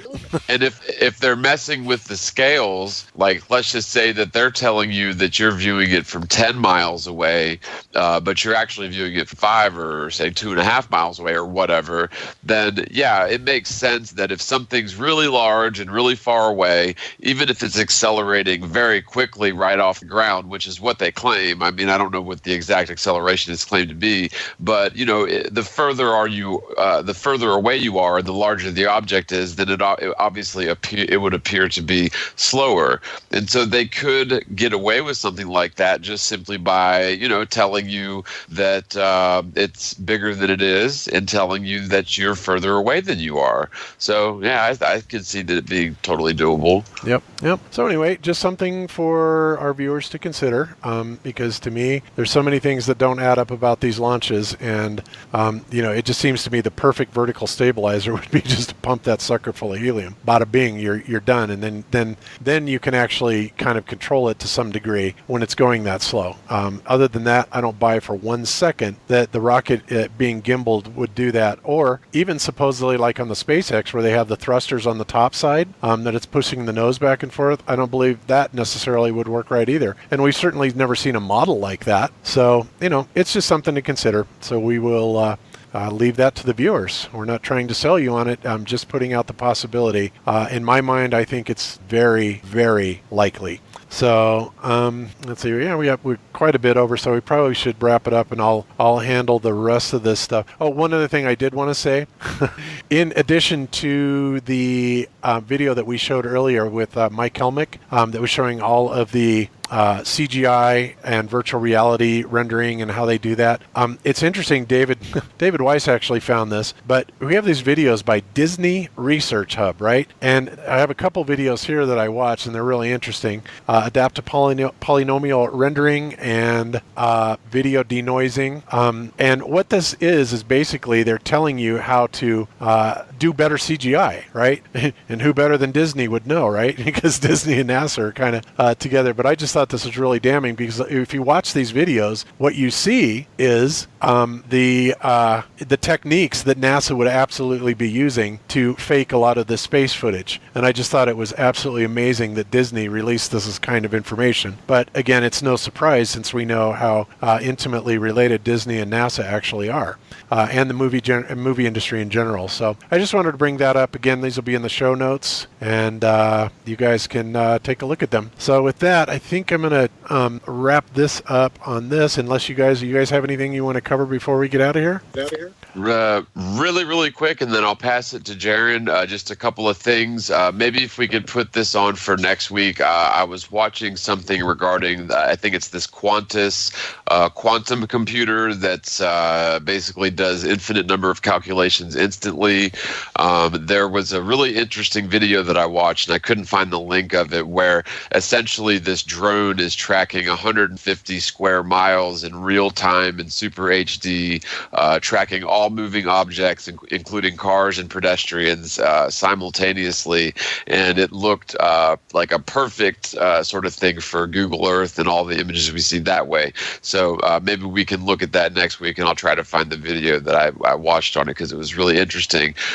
Second thing, like you guys mentioned before, don't forget to check out section 3 of top 5 heliocentric epic failures. The next thing is I just found out this week that my great uncle Tony passed away. He was the last of my grandfather's brothers and sisters living, so I just wanted to, if you guys don't mind, dedicate this show to my great uncle Tony. And finally, I believe that I'm slated to do a show with Ab, fakeologist, at mic check at 7 today, although I haven't heard back from him, so I'm not sure if he does that live or if it's pre-recorded. But if anybody's interested in further flat Earth talk this evening, and if we do it live, then check out Fakeologist on YouTube. And with that, thanks everybody for joining us and hanging out. God bless you guys, and I'll pass it to Jared. Thanks. Yeah, just keep watching, and yeah, totally fine by me. This show can be dedicated to, what'd you say, great Uncle Tony? Yeah. I'm sure he's in a better place, don't worry. And so yeah, just keep watching. I'm going to be doing more live shows because they help me kind of knock out things that otherwise I would do videos on that are much more time consuming than to just get it done and get it over with. So keep an eye out because you never know when those might happen. All right. Beautiful. Okay. Well, with that, I guess we will call it a day. We actually did pretty good, for the first time using OBS. And I'm surprised that the chat actually went as well as it did, at least from what I could see. We are the only moderators at this point, and we won't really go into why that's happening. It was kind of a... I did my best. I don't think I did a good job, though. Yeah. Yeah, neither did I. Should we say what is allowed and what isn't? Because I think that gets a little bit iffy. Like, I mean, for me personally, I don't care if people curse, but I don't know if that's something we're supposed to be... I mean, that doesn't bother me. I mean, the only thing is like personal attacks are the only things that I really don't see the need. Yeah. Okay. I have no tolerance for that. People coming in and saying, "Oh, you guys are just idiots. You're morons," and not offering any decent rebuttal or information, just calling us stupid. It's like, yeah, that's real productive. I don't. Of course, I think racial slurs are probably not allowed and that sort of thing. Point. Yeah. Yeah. So, in other words, just behave like adults, people. I mean, that's all there is to it. We don't. We got rid of all the moderators because honestly, it seems like these days having a wrench, especially in a popular channel, is seen more as a status symbol than anything else. And I've seen personally a whole lot of abuse going on with them, and we got nothing but complaints, and the mods are turning on each other, and na. So. Oh no! Game of wrenches. Yeah, it's ridiculous. And Orphan Red says, "Would you? Whoops, what was that? Would you encourage people to support other flat earthers? Retweets, shares, positive comments, likes. That's how we'll get the flat earth message to spread faster." Amen, Sasha. Orphan Red, great suggestion. And that's what it's about, really. I mean, I was a little bit appalled that we came under such a barrage about our moderators when they're basically here to keep order in the chat. The politics and the issues you have with each other, just leave them out. And we didn't want to deal with it. So we just, basically we're the only ones with wrenches now. And so we won't get any crazy people making videos about how, they were unfairly banned or anything like that. And it's just, I think that it worked out well today. So we'll see. So if your wrench is taken away, nothing personal. I was going to say, I think we had a record number of live listeners tonight, too. It went up to almost 1,500 at one point, I think. Yes, we were very close to 1,500, if we didn't crest it, which I believe is close to a record. I think we had one other show where we went over 1,500, but in any event, 1,500 live viewers is awesome. Thank you, guys. That's that's incredible. Yeah. It really is. We owe it to all the loyal subscribers and listeners. You guys are really the best, honestly. Yeah, and Orphan Red, great point. point about helping each other out and likes and retweets. And I've said this before, and I still don't think people fully get it. But if your video takes, as soon as you put it out and it starts getting its thumbs up and thumbs down, that for a video to keep getting recommended in people's recommendeds, it has to be above 90% likes. So it's very important, whether you think it is or not, if you're watching a video that you enjoy for whatever reason, to give it a thumbs up. And equally important, if you're watching a video that you don't like, to give it a thumbs down. I would never say don't do that. If you don't like the show that we're doing, give it a thumbs down. But if you do like it, give it a thumbs up, because it really helps kind of keep it moving. I'm looking at today's show right now, and it has 152 thumbs down, 626 thumbs up. So for instance, it'll kind of go out and people will hear it, but it will not be put into people's recommendeds because of the amount of thumbs down. I think they might have changed that too, because I've done a couple videos lately where it's been way more than 95% thumbs up ratio, and I'm still not getting my subscribers to view the videos. So I think that YouTube is I don't know. I just think that they're treating truther channels and especially flat Earth channels like lepers, double standard.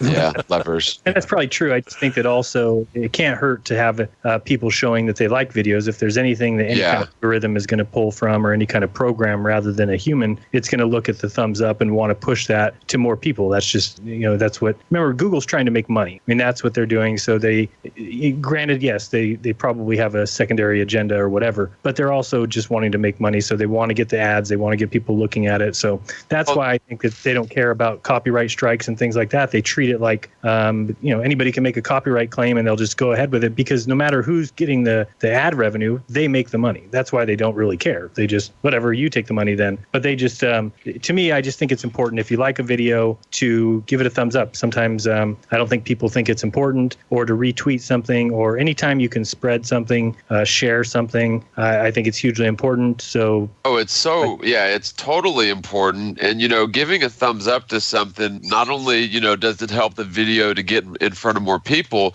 but it also has a psychological effect on someone that's new to this, and they see that 700 people are agreeing with this and only a few dozen or 100 or whatever are disagreeing. That really does have a psychological effect on people, where they're like, wait a minute, that's the last thing you'd expect, right? If you were new to flat Earth, to see the majority of people saying, yep, this is legitimate. Yep. So, okay. So, yeah. So anyway, like I said, if you don't have a wrench anymore, don't take it personal. We just felt that rather than deal with the politics of all of it, we would do the moderation ourselves, and it seems like it has worked out very well today. So that's great, and I'm actually proud of the chat, the way that it was handled. So thank you guys very much. The other thing would be, just if somebody does get in there and we're not noticing, because we are trying to pay attention to each other, so the conversation actually goes on. But if you see somebody who's mouthing off, just ignore them. That's it's the old grade school thing. But if you ignore that person, they can keep saying whatever they want, and don't take it personally. Know they're in there as a troll, and just ignore them, and they're going to get bored. You can only write F you guys are idiots so many times until you see it's not causing anything, and then those people will just leave. Yeah, exactly. So, all right, well, beautiful. So we have said our piece on that, and like I said, I don't want anybody to take anything personal, because it wasn't personal. This was a decision, just simply, we want to focus on flat Earth and the show, not the politics, because that really, in fact, that's the reason why I had to take some time off, is because you do tend to get wound up in the politics, and it's frustrating, and I understand that. I'm probably more than anybody, and so just wanted to say that. But we love our subs, and thank you everybody so much for being with us here today, and we will be back next week. So until then, be good to each other, don't lie to each other, open your mind, there's truth inside. Peace out, everybody. Peace.